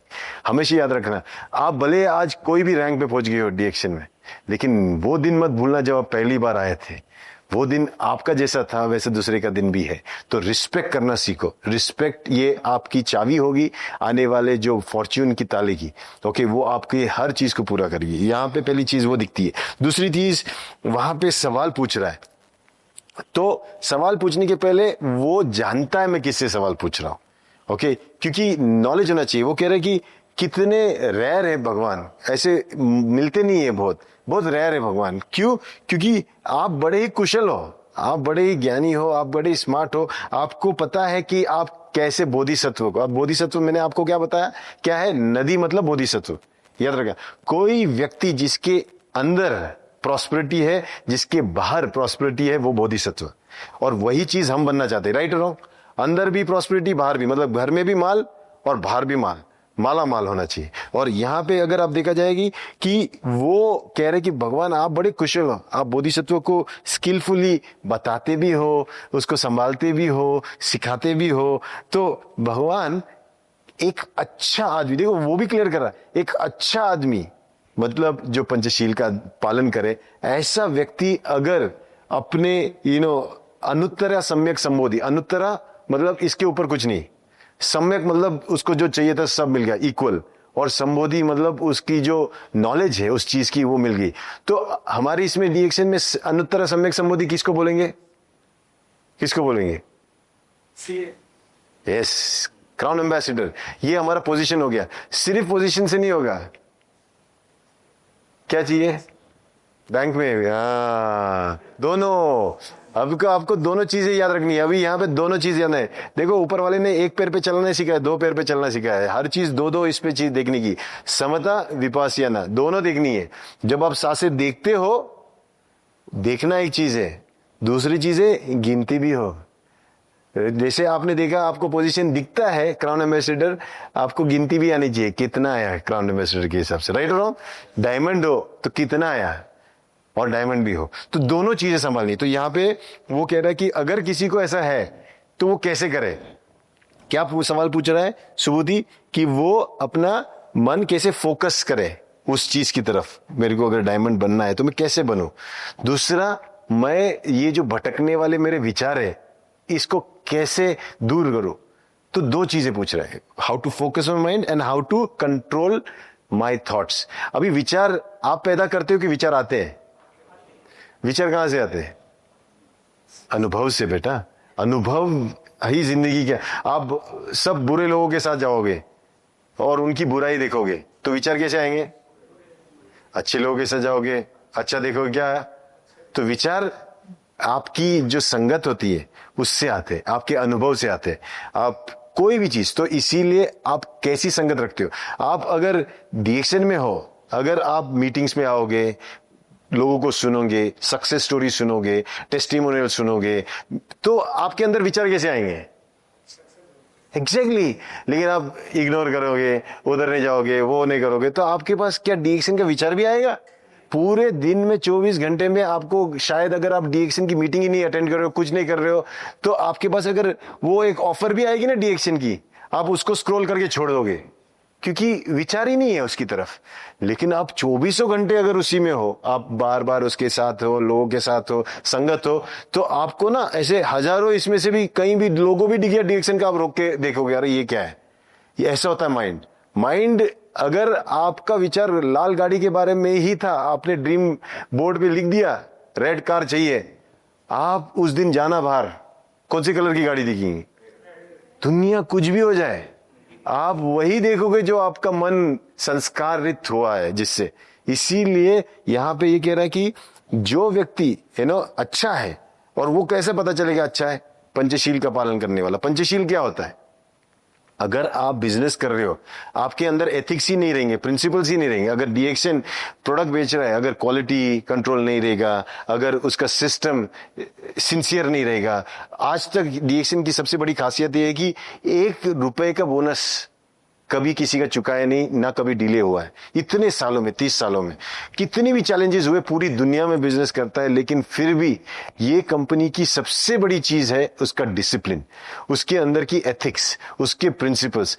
हमने करीबन जो ये हम लोग ये फैक्ट्री में, हमने सिद्दीपेट फैक्ट्री में इतनी बड़ी फैक्ट्री बनाई, हम लोग आरटी बना रहे थे, ready to eat food, biryani बना रहे थे। अब बिरयानी डॉक्टर लीम कह रहे कि इसको बिना प्रिजर्वेटिव के बनाओ, ये साल भर टिकना चाहिए।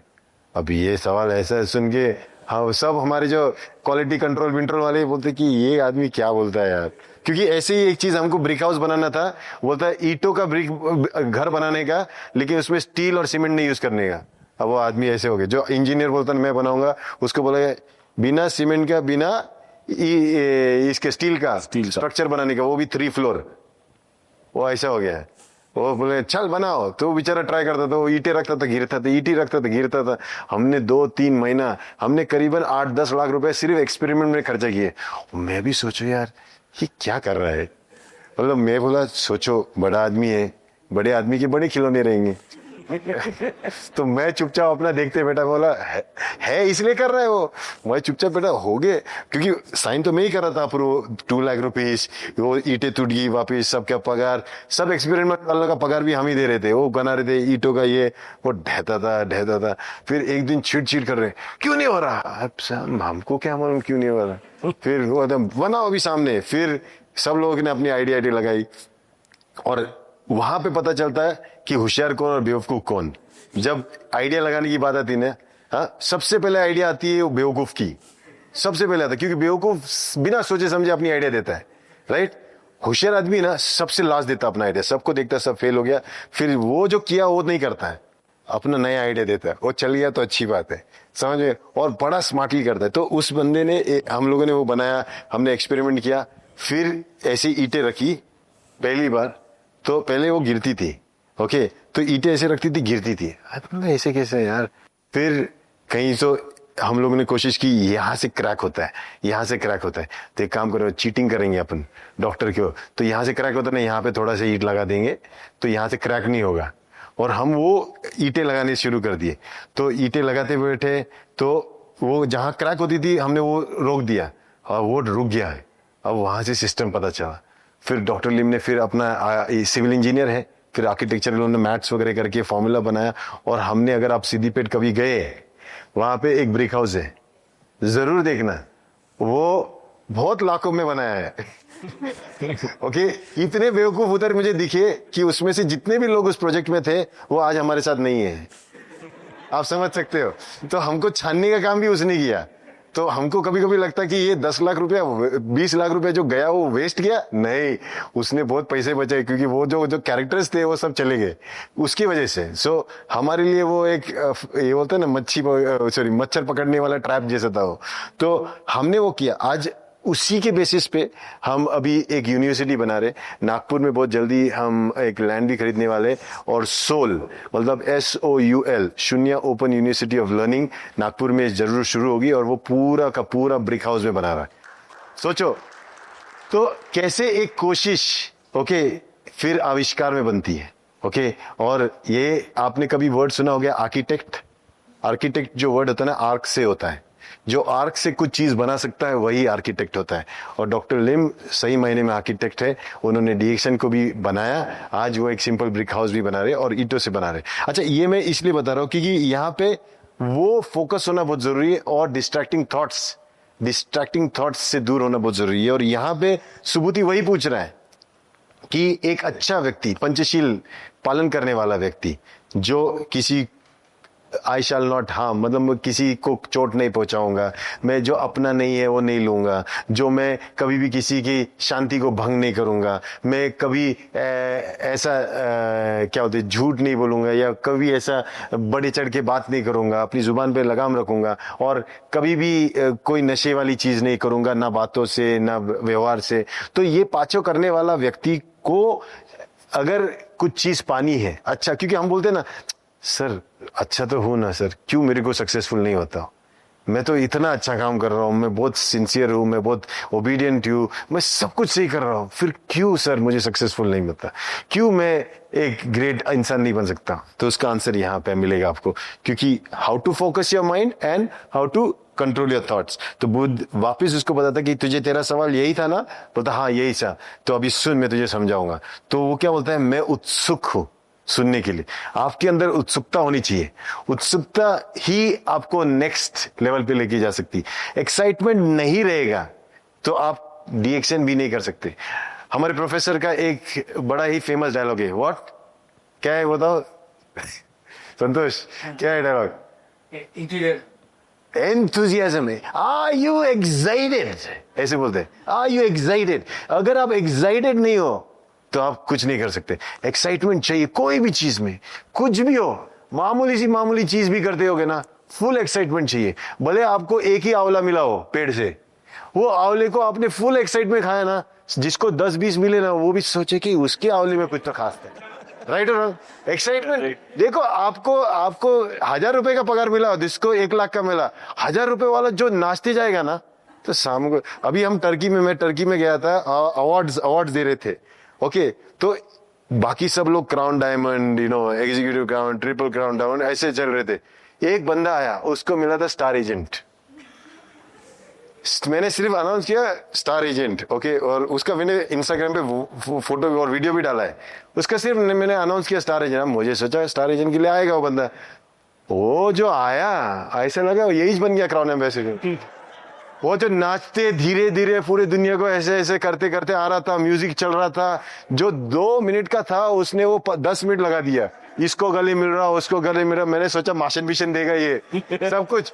उसने जो किया वो मैं भी अचंभित हो गया कि इस बंदे में कितनी खुशी है। उसको खुशी थी, उसको कुछ मिला।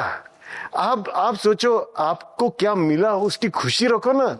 दूसरों क्या मिला, उसका क्या गम। हमको क्या मिला, उसकी खुशी रहनी चाहिए। आपको ये 2-2.5 दिन मिले हैं ना जिंदगी के, आप वो चीज कर रहे हो। आप क्या सोच रहे हो कि आपने ये चॉइस किया? आप सच में आपको लग रहा है कि आपने ये चॉइस किया डायमंड सूत्र सुनने का? नहीं सर। फूल कहाँ खिला, मधुमक्खी को पता चला, ये किसने प्लानिंग की, किसने कम्युनिकेट किया, ये किसी को नहीं मालूम। इनका मिलना जरूरी था। इनका मिलना एक नेचर का लॉ था, वो मिला। इस शब्द के आपके कान पे पड़ने के पीछे आपके कितने तो कर्म जुड़े होंगे, कितने तो जन्म जुड़े होंगे, तब ये आपके कानों में पड़ता है, वरना आपके कानों में वो पड़ ही नहीं सकता। बर्तन वही भरता है जो सीधा होता है बारिश में। उल्टे बर्तन में कितनी बारिश आए, एक बूंद भी पानी नहीं रहता है। तो आपके कर्मों का जो बर्तन है आज ऐसा सीधा पड़ा है कि ये शब्द आपके अंदर पड़ रहे। तो ये कर्मों की बात है। इसलिए हम डीएक्शन में कहते हैं क्या कि डीएक्शन मिलना किसकी बात है? ये फ्रंटल लोब है। It's called the mirror neurons. यहाँ पे मिरर न्यूरॉन्स होते हैं, फ्रंटल लोब होता है ना। ये हमारे ह्यूमन इवोल्यूशन का सबसे बड़ा न्यूरो साइंस भी कहता है कि this is the most greatest adaptive transformation of humans. ये जो फ्रंटल लोब, वहां पे मिरर न्यूरॉन्स होते हैं। इसका काम होता है वो मिररिंग करते रहते हैं। ये मिररिंग करते रहते, ये हर चीज जो देखता, ये जन्मों जन्मों में भी ये आके वापस करते। अब आप सोचेंगे सर जन्म जन्म किसने देखा है? आपके अंदर अगर आज एक छोटी बीमारी भी होगी ना पाइल्स की, उसके पीछे भी कहीं ना कहीं उसके रूट जेनेटिकली किसके तो अंदर होगा। ओके, तो आपके अंदर एक्सप्रेशन, हम सिर्फ एन एक्सप्रेशन ऑफ लाइफ है। वो लाइफ अक्यूमुलेटेड लाइफ है। We are nothing but an accumulation of everything that is there. और बुद्ध इसे कहता है प्रतीत्य समुत्पात। आप सिर्फ जो चावल अगर ऐसे जोड़ के रख दिए एक जगह पे तो ढेर बनता है ना, वो ढेर जो है वो चावल के दाने साथ आए इसलिए। अगर यहां से ढेर उधर दूसरी जगह उठा के रख दिया तो वहां ढेर बन जाएगा। हम सिर्फ ढेर है पंचमहाभूतों का और इन संस्कारों का, अपने कर्मों का। यही ढेर हम ढो रहे हैं और यही ढेर हमको खाली भी करना है। खाली कैसे करोगे? कर्म से। सिर्फ कर्म करो। वही कर्म कर सकते हो जिसकी जिम्मेदारी आपको दी है। आपको अगर इंडिया के बॉर्डर पे रखा गया है सोल्जर भर के, तो वो कर्म है आपका। आप ये मत सोचो नहीं सर मैं फिर दूसरा कुछ करना है। नहीं, आपको जहां डाला है वो आपके कर्म से जुड़ा होगा। जिस दिन कर्म खत्म हो जाएगा आपको वहां से शिफ्ट किया जाएगा। अगर आप डीएक्शन में आए हो, मैं आपको बोलूं ये आपका कर्म है, इसीलिए आए हो, आपको जिम्मेदारी है, इसलिए आपको इसको निभाना पड़ेगा, पूरा करना पड़ेगा। और यहाँ सुबुति बुद्ध से यही पूछ रहा है कि कैसे करे। तो कैसे वो बोधिसत्व जिसे एक अच्छी जिंदगी जीनी है, जिसे फोकस करना है, जिसे विचारों से भटकना नहीं है, वो कैसे करेगा? बुद्ध बोलता है मैं तुझे सुनाऊंगा, अभी सुन। और यहां से ये 2 सवाल याद रखना। कौन से 2 सवाल? How to focus the mind and how to control the thoughts. याद रखना सीक्वेंस भी। First is focus the mind and control the thoughts. ये सुबुद्धि का सवाल है। ओके, तो ये चीज हमारे लाइफ में भी है। हम अपने लाइफ में कैसे फोकस करें और वो थॉट्स से कैसे कंट्रोल करें। Okay, now next chapter. Chapter 3 Vow to Save All Beings. Buddha instructed Subhuti. Bodhisattvas and Mahasattvas should control their thoughts as follows. All types of beings, whether born from eggs, from wombs, from moisture, or by transformations, whether they have forms or are formless, whether they have thoughts or are thoughtless, have non-thought nor no non-thought. I shall lead them into perfect nirvana. And when these immeasurable, countless, infinite number of beings have been liberated, in actuality, no being has attained liberation, as all beings are name and form and just illusions. Why is this so? Subhuti, if a bodhisattva attaches to the name and form of cells, people, beings, or existence, then she or he is not a bodhisattva. धडा 3. सर्व जीव मात्रांना मुक्त करण्याची प्रतिज्ञा. भगवान बुद्धांनी सुबुतीला सूचित केले. बोधिसत्व आणि महासत्वांनी आपल्या विचारांना या प्रकारे नियंत्रित करायला हवे. सर्व प्रकारचे जीव, अंड्यातून जन्मलेले असो, गर्भातून जन्मलेले असोत, आर्द्रतेतून उत्पन्न झालेले असोत किंवा रूपांतराच्या माध्यमातून निर्माण झालेले असोत, त्यांना रूप असो वा अरूप, त्यांना विचार असो वा ते विचाररहित असोत, त्यांच्याकडे अविचार असो वा अविचाराचा अभाव असो, मी त्यांना संपूर्ण निर्वाणामध्ये घेऊन जाईन. पण जेव्हा असंख्य, अनंत, अपरिमित जीव मुक्त होतील, तेव्हा प्रत्यक्षात एकही जीव मुक्त झालेला नसेल. कारण सर्व जीव केवळ नाम आणि रूप आहेत. ते माया आहेत, भ्रम आहेत. असे का? सुबुती, जर एखादा बोधिसत्व स्वतःवर, व्यक्तींवर, जीवांवर किंवा अस्तित्वाच्या नावावर व स्वरूपावर आसक्त असेल तर तो खरा बोधिसत्व नाही. फंटास्टिक. आता इथं बोधिसत्व कौन है? कौन है बोधिसत्व? है कि बुद्ध की बोधिसत्व और महासत्व, सत्व मतलब जीव, कोई भी व्यक्ति हो, ओके, वो कैसे अपने विचारों को नियंत्रण में रखे, ओके, मैं सिखाता हूं. लेकिन सुबुद्धि ने तो 2 सवाल पूछे थे, how to focus the mind and control the thoughts. तो बुद्ध ने तो पहला सवाल क्या था, फोकस द माइंड का जवाब देना चाहिए. बुद्ध क्या कर रहा है? सेकंड क्वेश्चन का जवाब दे रहा है, पहले वाला नहीं दे रहा. ये उपाय कौशल है, ये बुद्ध की खासियत है. क्योंकि जो सुबुद्धि पूछ रहा है कि फोकस कैसे करने का माइंड, उसका उत्तर ही नहीं है, लेकिन दूसरे का है, जिसकी वजह से पहला आ जाता है. पहले कि अगर विचारों को नियंत्रण में कर दिया तो क्या फोकस होगा? ऑटोमेटिकली होगा. तो यहाँ पे बुद्ध उसे सिखा रहा है, उसे कहता है कि how to control the thoughts मैं सिखाता हूं. वो कहता है कि ऑल टाइप्स ऑफ बीइंग्स, जो कोई भी हो, कहां से भी आए हो, अभी आपको जब किसी को मदद करनी है, आपने ठान ही लिया है कि ये मुझे करना है, मदद ही नहीं, आपको खुद की भी मदद करनी है, फिर वो कैसी परिस्थिति हो, वो छोटी मोटी परिस्थिति हो, बड़ी परिस्थिति हो, कुछ भी हो, आपको उसकी तरफ देखना भी नहीं है. आपको सब परिस्थितियों को पार करते हुए अपनी मंजिल तक पहुंचना है. राइट? तो जीव, अगर देखो, बुद्ध कहता है कि मैं हर जीव को बचाऊंगा, फिर वो जीव में डिफरेंशिएशन नहीं कर सकता. अंडे से हो और पसीने से निकला हो, हर जीव को बचाने की कोशिश करेगा. तो वो whether they are born from form और अ फॉर्मलेस, कभी कभी आदमी रहता है, कभी आदमी नहीं रहता, उसका विचार रहता है. वो कुछ भी हो, फॉर्म हो या फॉर्मलेस हो, या दे हैव थॉट्स और नो थॉट, किसी के पास है इच्छा, किसी के पास इच्छा ही नहीं है कुछ करने की। अगर ऐसे भी व्यक्ति रहेंगे, तो अगर आपने ठान लिया कि उसको हेल्प करना है, इसको बताना है, डीएक्शन की अपॉर्चुनिटी हेल्प की माध्यम से उसको तक पहुंचानी है, तो आपको ये जानना पड़ेगा कि बुद्ध हमें टिप्स दे रहा है कि कैसे इसको परफेक्ट निर्वाण की तरफ लेके जाए। एक ऐसे स्थिति में कि आज जो ये आदमी फंसा हुआ है, उसको मैं कैसे वो मार्ग दिखाऊं जो मुझे दिख रहा है, मुझे ये अपॉर्चुनिटी दिख रही, उसको नहीं दिख रही, क्योंकि किसी ने उसको इंट्रोड्यूस नहीं करवाया। मैं करवा सकता हूं, मैं उसे बताऊं। और इसीलिए वो कहता है कि ये तुम्हारे अंदर होना चाहिए कि वो वाव किसी को हेल्प करने का। एंड व्हेन दीज इमेजरेबल, फिर गिनने का नहीं। देखो, एक दानी और कंजूस के बीच में फर्क क्या है? दानी गिनता है क्या? सोचो, कोई किसी घर दाना मांगने गया और उसने ऐसा मुट्ठी लिया और 1 2 3 4 ऐसे दाना दिया, आप क्या बोलोगे? भाई रहने दे, भाई तू ही रख। रहे दाना भी गिन के दे रहा भाई, राइट और रॉन्ग? जो नहीं गिनेगा ना, मुट्ठी भर के दे देगा, वो हो गया दानी। इसलिए इंग्लिश में एक वर्ड है माइजर। माइजर मतलब कंजूस।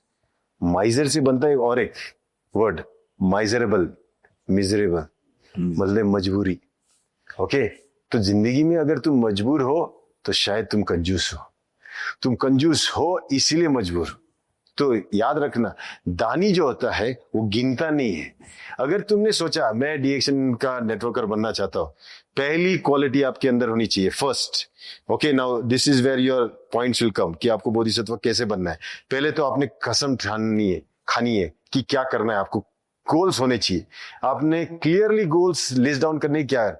फिर आपको 2 चीजों पे काम करने की, फोकस कैसे करना है माइंड को, और विचारों को कैसे नियंत्रण में लाया जाए। तो विचारों को कैसे नियंत्रण में लाया जाए?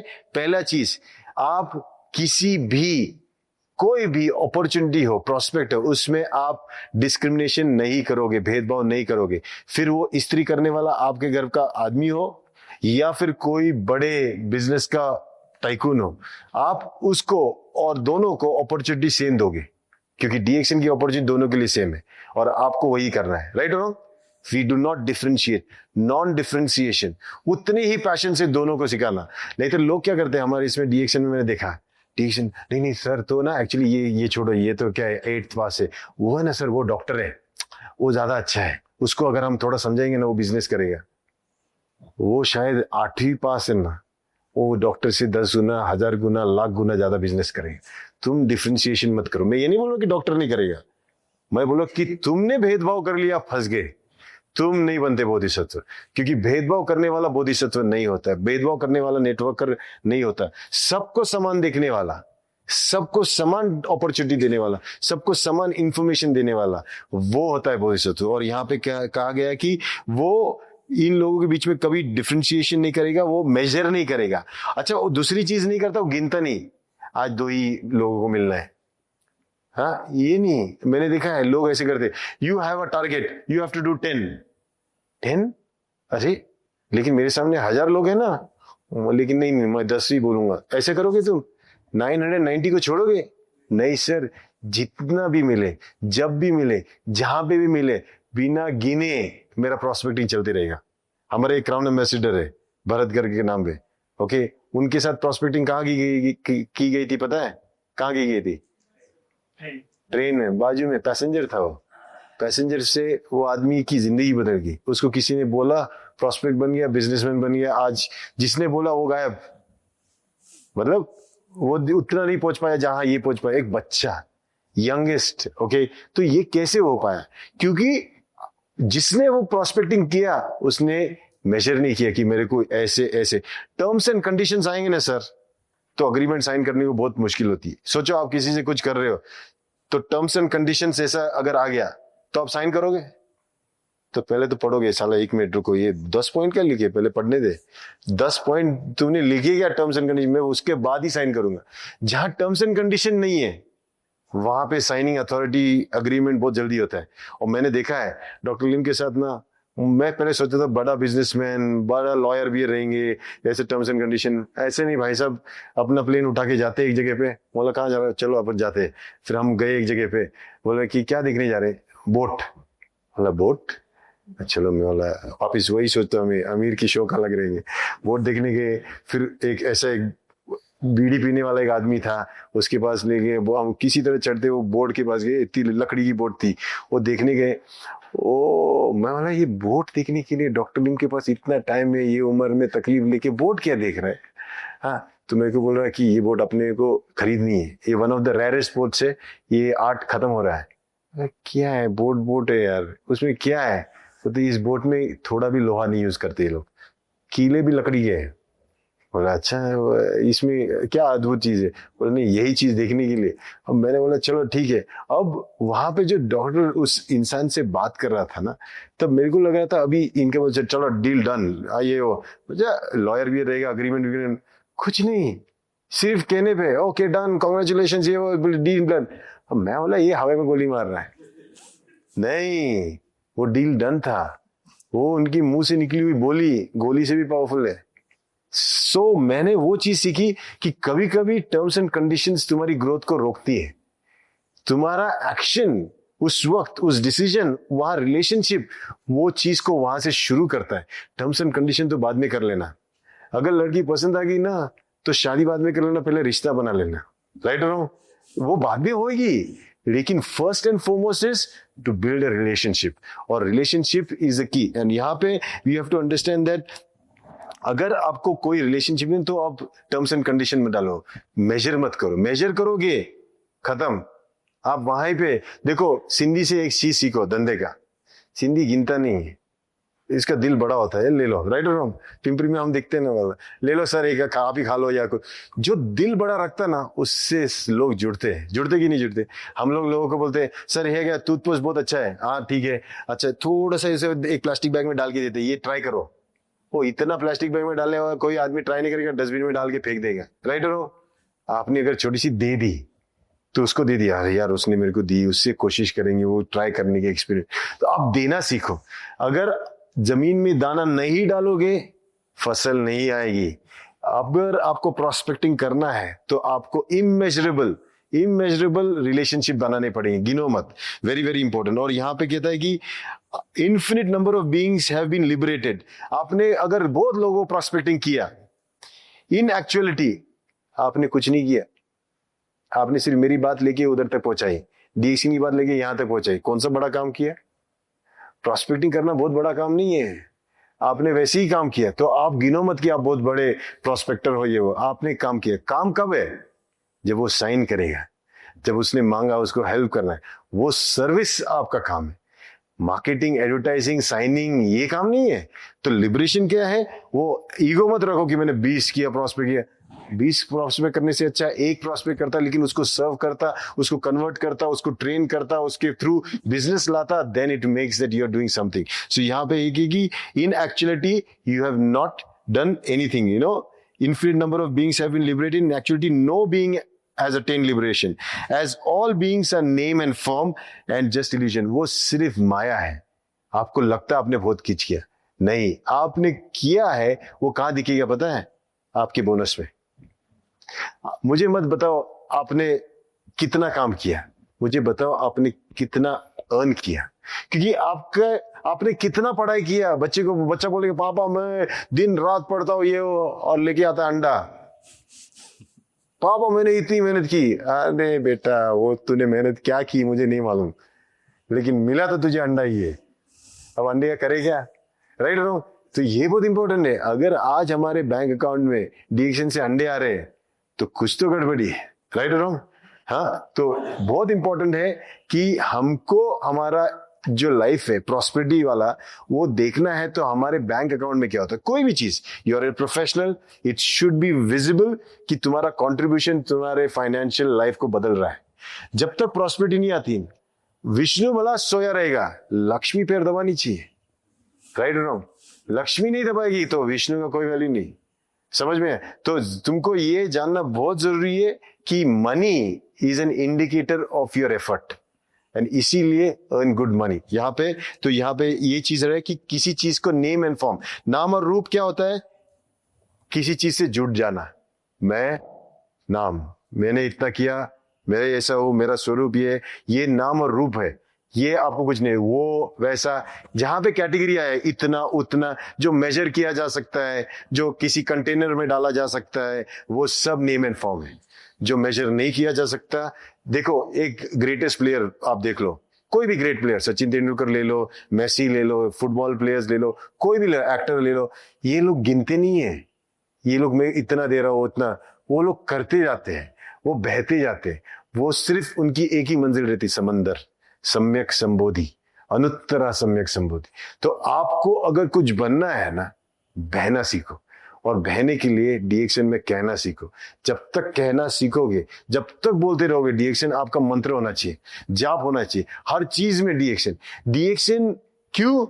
इसीलिए नहीं क्योंकि हमको वहां से कुछ चाहिए, इसीलिए क्योंकि इससे अभी फिलहाल में कोई और ऐसा माध्यम नहीं है जिससे हम लोगों की हेल्प कर सके, क्योंकि प्रोडक्ट्स अच्छे हैं, सिस्टम अच्छा है। सबसे इंपॉर्टेंट चीज है, इस कंपनी को बनाने वाली जो बेसिक सोच थी वो अच्छी है। उसी सोच के से ये कंपनी आज खड़ी हुई है, और वो सोच एक ही चीज कहती है, हेल्थ इज इंपॉर्टेंट। हेल्थ है तो वेल्थ है, और ये दोनों, हेल्थ और वेल्थ अगर रहेंगे तो हैप्पीनेस आपकी जिंदगी में आएगा। तो हेल्थ वेल्थ हैप्पीनेस, ये इसका मोटो है, और मेरे हिसाब से इस मोटो के साथ तो हर कोई जुड़ सकता है। So very very important. Okay, so here you should understand, Subhuti, if a bodhisattva attaches, किसी भी नाम रूप से, इफ इज अटैच्ड, ओके, क्या अटैचमेंट किससे? सेल्फ, मैं, ओके, पीपल, वो, बीइंग्स मतलब ऐसा होना चाहिए, वैसा होना चाहिए, या फिर एग्जिस्टेंट, अस्तित्व, परिस्थितियां। अगर किसी भी चीज से अटैच हो गया तो बोधिसत्व नहीं। फिर किसी की बातों से पता चलेगा उसका अटैचमेंट। कोई लड़का एक ही लड़की का बार बार नाम ले रहा है तो समझ जाने का क्या भाई बहन है। ओके, तो वैसे ही कोई भी चीज अगर आपको सोचना है कि अगर आपको देखना है उसके 4 अटैचमेंट, कौन से?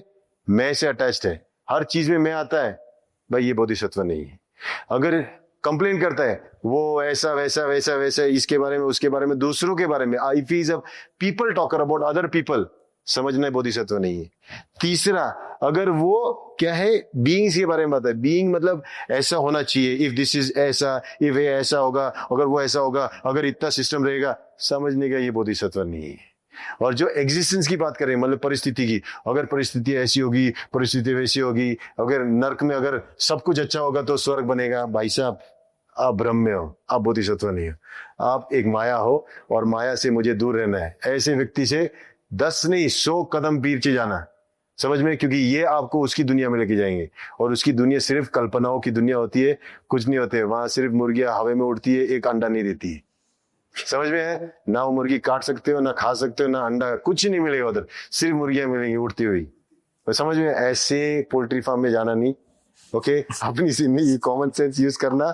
4 सीक्रेट बताए इधर, बातों से पता चलेगा आपको उसका मन, जो अपने बारे में ज्यादा, जो दूसरों के बारे में complain.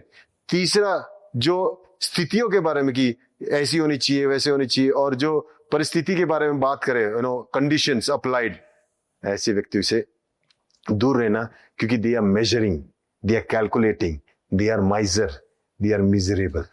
Understood? And we do not want miserable people in our life. We want people who are givers, who are ready to give 100% of themselves. So अपना 100% देने को तैयार है। अपने पास जो कमाने वाले हैं, वो दूसरों को अपॉर्चुनिटी देके अपने लिए कमाते हैं। जो देखो, एक अच्छा वैद्य भी ना दूसरों की हील करता है, वो दूसरों को कुछ देता है, तभी तो वो अच्छा वैद्य कहलाता है और अमीर बनता है। एक अच्छा इंजीनियर कुछ दुनिया को देता है, तभी तो वो अच्छा इंजीनियर कहलाता है। जो देता है, आज शाहरुख खान लोगों को एंटरटेनमेंट करता है, कुछ देता है उनको सुख के अनुभव, इसीलिए तो वो शाहरुख खान है। सचिन तेंदुलकर को हमको वो खुशी के पल देता है अच्छी तरह रन्स बना के, इसीलिए तो वो सचिन तेंदुलकर है। आप कौन हो? आप क्या देने के लिए आए हो? आप देना सीखो सर। आप जब देना सीखोगे ना, आपका जो खालीपन आएगा ना, उसमें संसार को मालूम है क्या भरना है। पहले खाली करना सीखो। अपने पास है वो सब कुछ दो, आपके पास वक्त है दो, आपके पास एनर्जी है दो, आपके पास स्किल है दो, आपके पास अगर कोई हुनर है वो भी दो, कुछ भी हो आप दो। और मेरे हिसाब से डीएक्शन में आपके पास एक अपॉर्चुनिटी, वो तो बिंदास दो, वो तो आपके खीसे में से भी नहीं जा रही। सिर्फ आपको वो ट्रैफिक पुलिस बोलता ना, इधर से जाओ उधर से जाओ, ऐसे ही करना है आपको। और वो करते करते आपकी लाइफ कितनी बदलेगी ये आपको बाद में पता चलेगा, सिर्फ डायरेक्शन देखिए, right? Okay, so that is chapter 4. I think we finish chapter 4, है ना? Every 3 Oh, so 3. Now we'll do 4. Okay. So we'll finish 4 chapters एक सत्र में. Okay. So let's take the last chapter for this session. Yeah. Chapter 4 Practice without attachment. Furthermore, Subhuti, while practicing dharma, the bodhisattvas, when giving alms, should not attach to the form. This is called giving alms without attachment to form, and giving alms without attachment to sound, odor, taste, touch, or thoughts. Why is this so? If bodhisattvas give alms without attachment to forms, their merits are immeasurable. Subhuti, what do you think? The space in the east, can you measure it? It is measurable, Bhagwan. Subhuti, are the spaces in the south, west, and north, the intermediate directions, the zenith, and nada measurable? They're immeasurable, Bhagwan. Subhuti, similarly, the merit received by the bodhisattvas who give alms without attachment to form is immeasurable. Subhuti, the bodhisattvas should follow this teaching to focus their mind. धडा 4 आसक्ती विरहित साधना. या व्यतिरिक्त सुबुती जेव्हा बोधिसत्व धर्माचं आचरण करतात तेव्हा ते भिक्षा देताना रूपावर आसक्त नसावेत. याला रूपावर आसक्ती न ठेवता भिक्षा देणं असं म्हणतात. आणि हे नियम ध्वनी, गंध, स्वाद, स्पर्श किंवा विचारांवर देखील लागू होतात. त्यांच्यावर देखील आसक्ती न ठेवता भिक्षा देवी. असे का? जर बोधिसत्व रूपावर आसक्त न होता दान करतात तर त्यांचं पुण्य अनंत असतं. सुबुती, तुला काय वाटतं? पूर्व दिशेचे आकाशमंडल ते मोजता येईल का? ते अग्नीत आहे भगवंत. सुबुती, दक्षिण, पश्चिम, उत्तर दिशा, मध्य दिशा, वर आणि खाली त्या मोजता येतील का? त्या देखील अगणित आहेत भगवंत. सुबुती, त्याचप्रमाणे बोधिसत्व जे रूपावर आसक्त न होता दिलेलं दान असतं त्यामधून मिळणारं पुण्य देखील अगणित असतं. सुबुती, बोधिसत्वांना मन केंद्रित करण्यापेक्षा या शिक्षेचा अवलंब करावा. ओके, तो पहला क्या था कि माइंड को कैसे कंट्रोल करे वो थॉट से, वो सिखाया था नॉन डिस्क्रिमिनेशन से, भेदभाव मत करना, सबको समान देखना.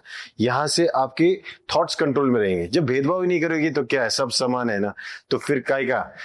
ओके, अगर सब बच्चे मेरे बच्चे तो सबको मैं सेम ही खिलाऊंगा, राइट?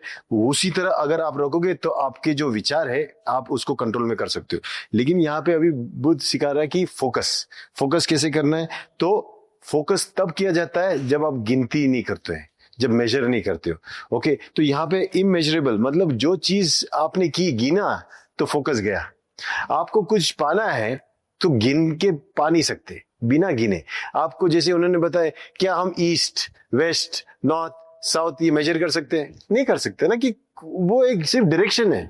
तो आपका गोल है, आप गोल को मेजर थोड़ी कर सकते हो. आपने गोल सेट किया लाइफ का, आप थोड़े मेजर कर सकते हो कि ये 10 किलोमीटर पे मैं अचीव करूंगा. वो नहीं है.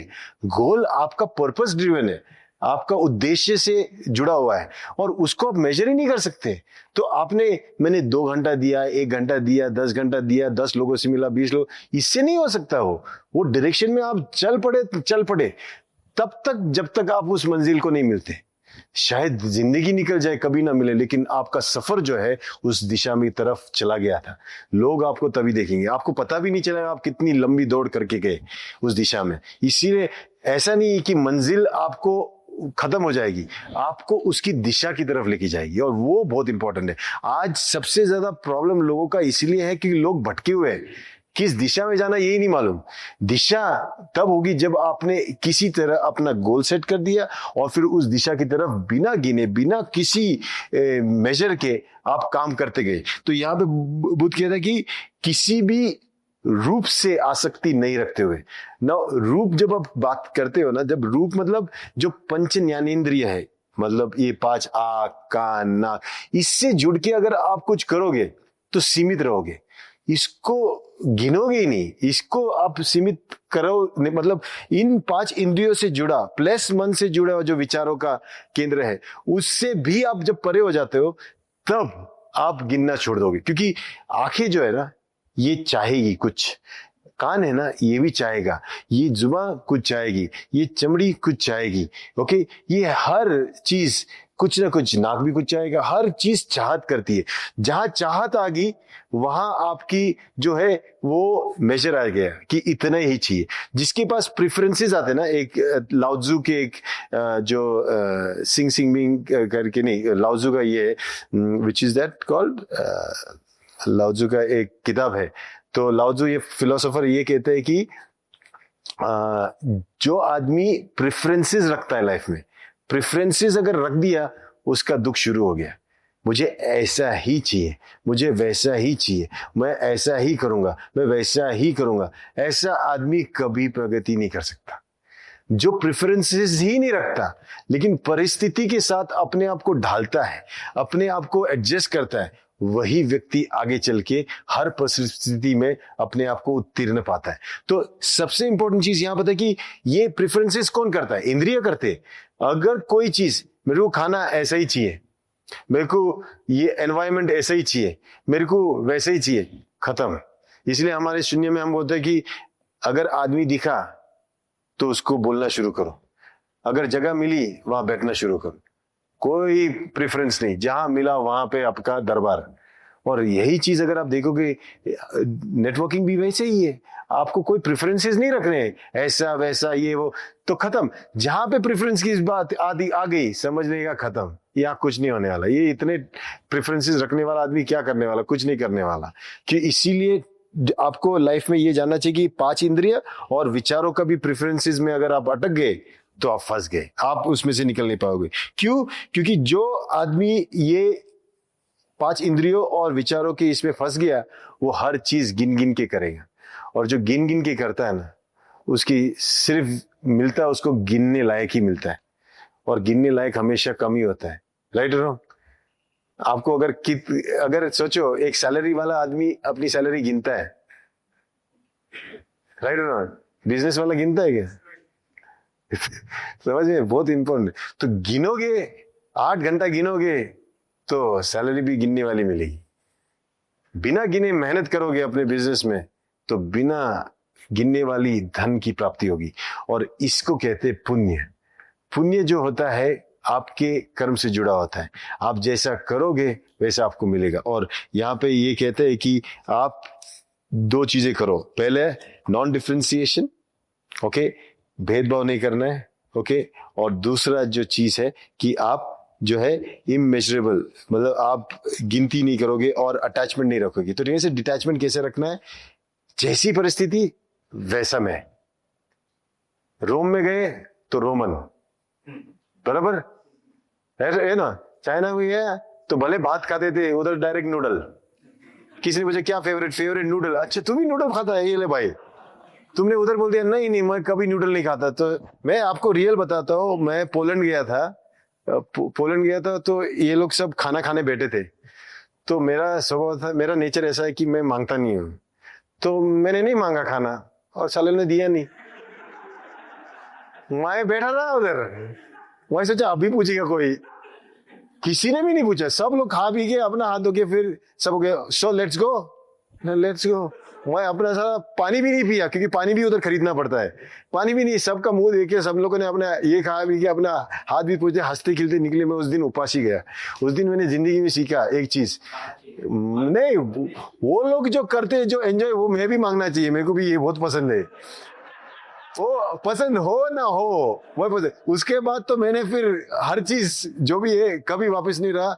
कभी भी वो बोलते थे ना, I am ordering this, I love that, ये ऑर्डर फैंटास्टिक।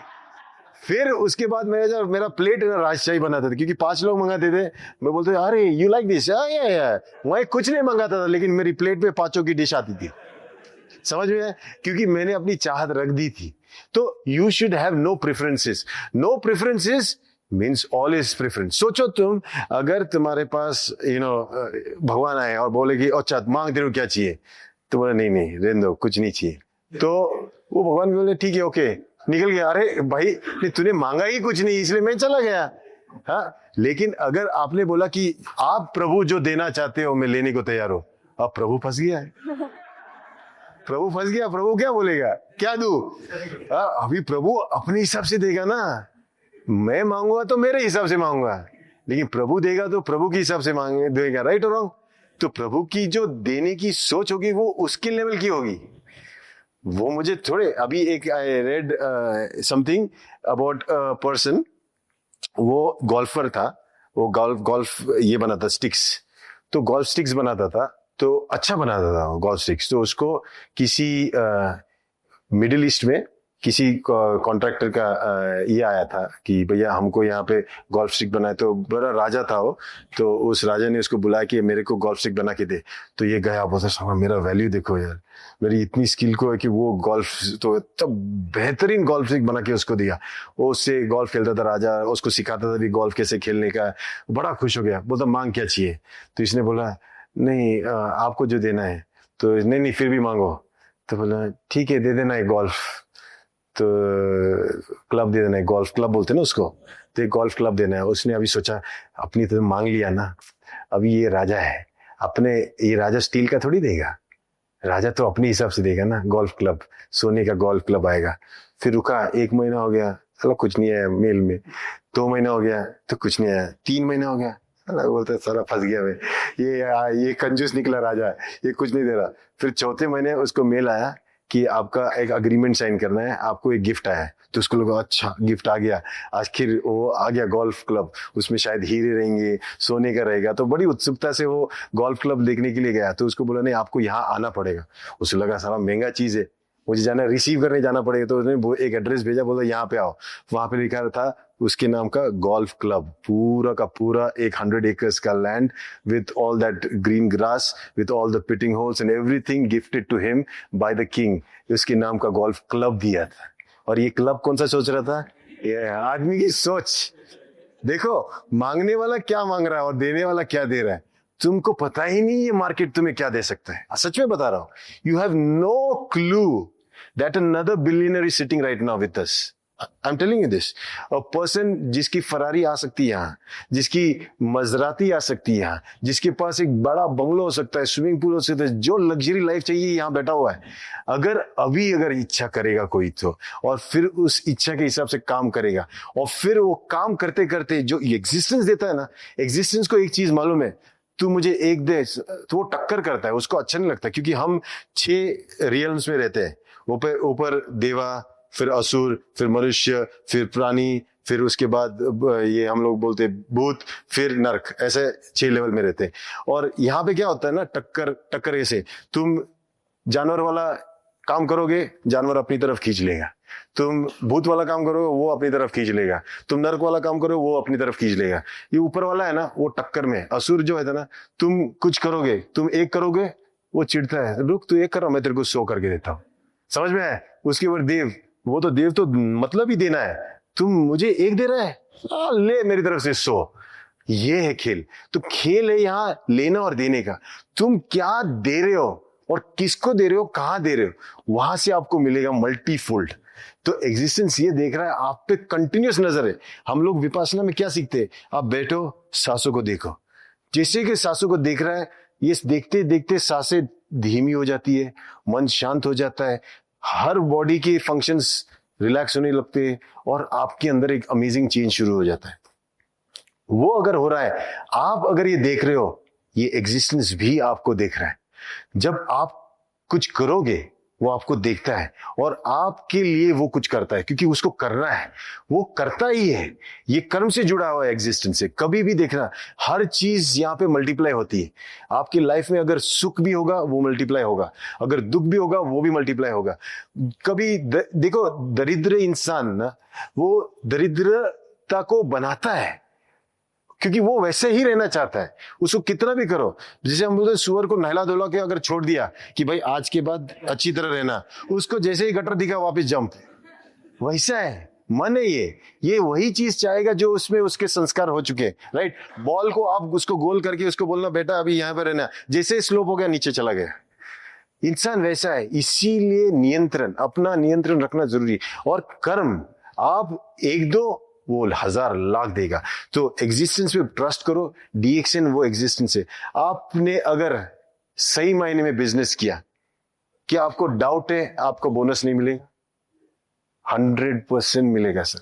और जैसे मैंने बोला, डीएक्सएन ने ऐसा सिस्टम बनाया जहां गिनती नहीं है, क्लोजर नहीं है, ब्लॉक नहीं है, एक फ्लो है। आप जितना बहना चाहते हो बहो, जितना लेना चाहते हो उतना लो, आपके पास है। और लोगों की कमी इंडिया में तो है ही नहीं, और मुंबई के शहर में तो बिल्कुल नहीं है ना। कभी अपना पर्स भूल के ना गलती से भी हाथ डाला तो दूसरे का पर्स अपने खीसे में आ सकता है, ऐसी दुनिया है। नहीं है ऐसे, मैं बोलते हैं ऐसे लोग कि फुल कॉन्फिडेंटली आपने डाल दिया तो किसी के पीछे वाले के पर्स में आपने बस कितना देना है भाई दे, कितना को वापस रख भी दोगे उधर। इतनी दुनिया है, इतनी पॉपुलेटेड दुनिया में हम लोग रह रहे, कहाँ है लोगों की कमी। और इतना अच्छा अपॉर्चुनिटी है, मेरे हिसाब से इस अपॉर्चुनिटी ग्रैब करो, रिश्ते बनाने वाले इस आर्ट को समझो। ये किताब हमें ये सिखाती है, सब चीजें रिश्तों के बारे में है। ओके, अगर आपको हीरा बनना है और तराशना है तो दो चीजें आज के सत्र में से हम सीखते जाएंगे। फर्स्ट, कर्म करो, कर्म का कोई ऑप्शन नहीं है। Duty is the most important thing. Exhaust yourself, खत्म करो अपनी जिम्मेदारियां, पूरी करो अपनी जिम्मेदारी, छोड़ के मत जाओ, आधा मत करो, अर्धे मन से मत करो, पूरे मन से करो। सेकंड, गिनना बंद करो।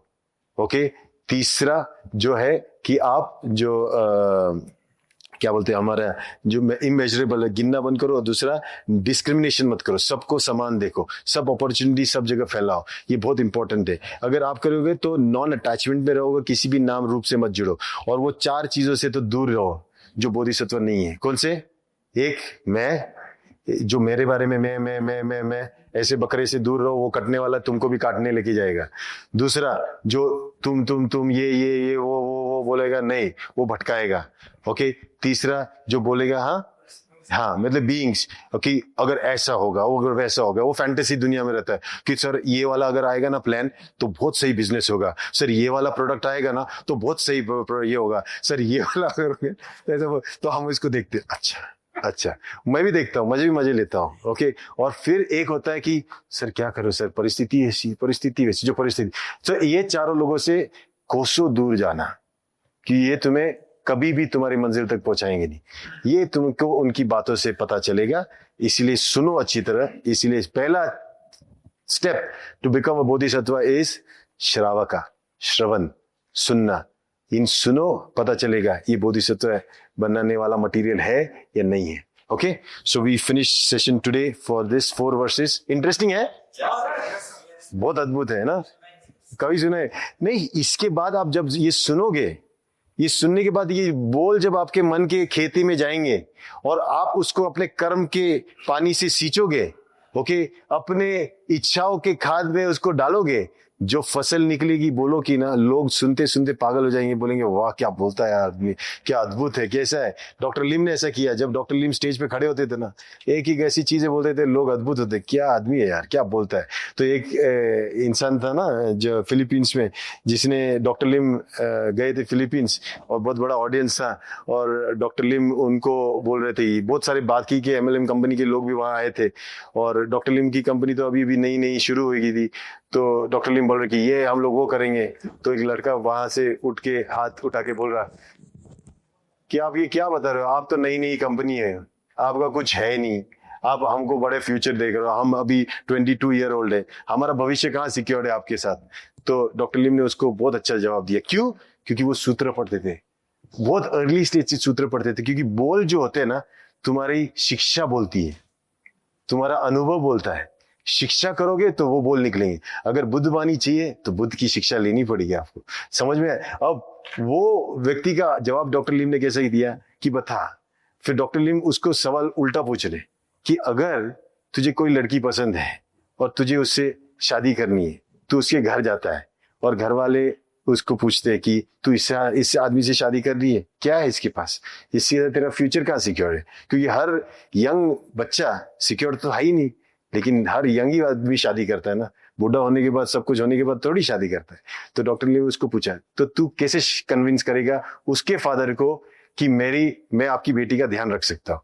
तो लड़के ने बोला, बहुत सिंपल है, मैं बताऊंगा, मैं कर सकता हूँ। बोलते नहीं, तू सिर्फ इतना नहीं बोलेगा, तू बोलेगा कि मैं अच्छा पढ़ा लिखा इंसान हूँ, मेरे को कोई बुरी संगत नहीं है, बुरी आदतें नहीं है, मैं दारू सिगरेट नहीं पीता हूँ, मैं काम करता हूँ, मेरे आज ये नौकरी है, इतना कमा लेता हूँ, लेकिन आगे चल के भविष्य में इतना कमाने की इच्छा रखता हूँ, मैं आपकी बेटी को खुश रखूंगा, अच्छा रखूंगा, उसको जो चाहिए वो रखूंगा। ये बोलने के बाद क्या तुझे लगता है कि उसके पिता तुझे लड़की दे देंगे? बोला देंगे। तो मैं भी तुम्हें यही कहता हूँ। डॉक्टर लिम कहता है, मैं आज छोटा कंपनी हूँ, लेकिन मेरे पास एक अच्छी है, मेरे पास कोई बुरी आदत नहीं है, हमारी सिस्टम पूरी एथिकल और प्रिंसिपल्स पे बनी हुई है, हम हर प्रोडक्ट क्वालिटी के बनाते हैं, और हमको एक ही इच्छा है कि आप लोगों की सबकी जिंदगी अच्छी बनाना है। डॉक्टर ने उतना बोला, उस आदमी को समझाया, कि एक लड़के को समझाया, 22 साल के लड़के समझाए। डॉक्टर मुझे बोल रहे हैं, उस दिन आए हुए हजारों लोग जो थे दूसरे कंपनी के, सब मेंबर बन गए। देखो इफेक्ट, क्यों? क्योंकि लोग देखते हैं, और आपको सिर्फ देखते नहीं, आपको सुनते भी है। इसीलिए आपकी जो वाचा होती है, वाणी होती है, और आपकी जो व्यवहार होता है, इसको अच्छा रखो, क्योंकि लोग देख रहे हैं, आपको सुन रहे हैं, और वो सिर्फ और सिर्फ उस छाव को तलाश रहे जो इस संसार की दुख की वाले धूप से वो कहीं तो बैठ के, कहीं तो मिले आराम, वो करना चाहते, वो अच्छी संगत चाहते, अच्छी प्रोडक्ट चाहते, अच्छी कंपनी चाहते। और लोग चाहते ही, आपको लगता है नहीं चाहते, लेकिन लोग चाहते। अगर आप देखोगे, लोग अगर कोई प्रोडक्ट अच्छा किसी ने बोल दिया, लोग वो खरीद लेते। आपने देखा है, टेस्टिमोनियल मिल गई, आज क्यों अमेजोन बोलता है कि रिव्यू लिखो? रिव्यू का क्या इतना इंपॉर्टेंट? अच्छा है उससे ऐड डालो। नहीं सर, वो जब 5000 रिव्यू देखता ना, तो बायर आंख बंद करके बाय करते। राइट और रॉन्ग? कितना भी अच्छा ऐड करो, तो लोग आज भी जो लोग करते हैं वो करना चाहते हैं। तो आप अच्छे बनो, पूरा संसार अच्छा बनेगा। और यही चीज ये सूत्र भी सिखाता है। Okay, so very very important. I think these are good lessons. आप इसका नोट्स बनाओ और इसको इम्प्लीमेंट भी करना है।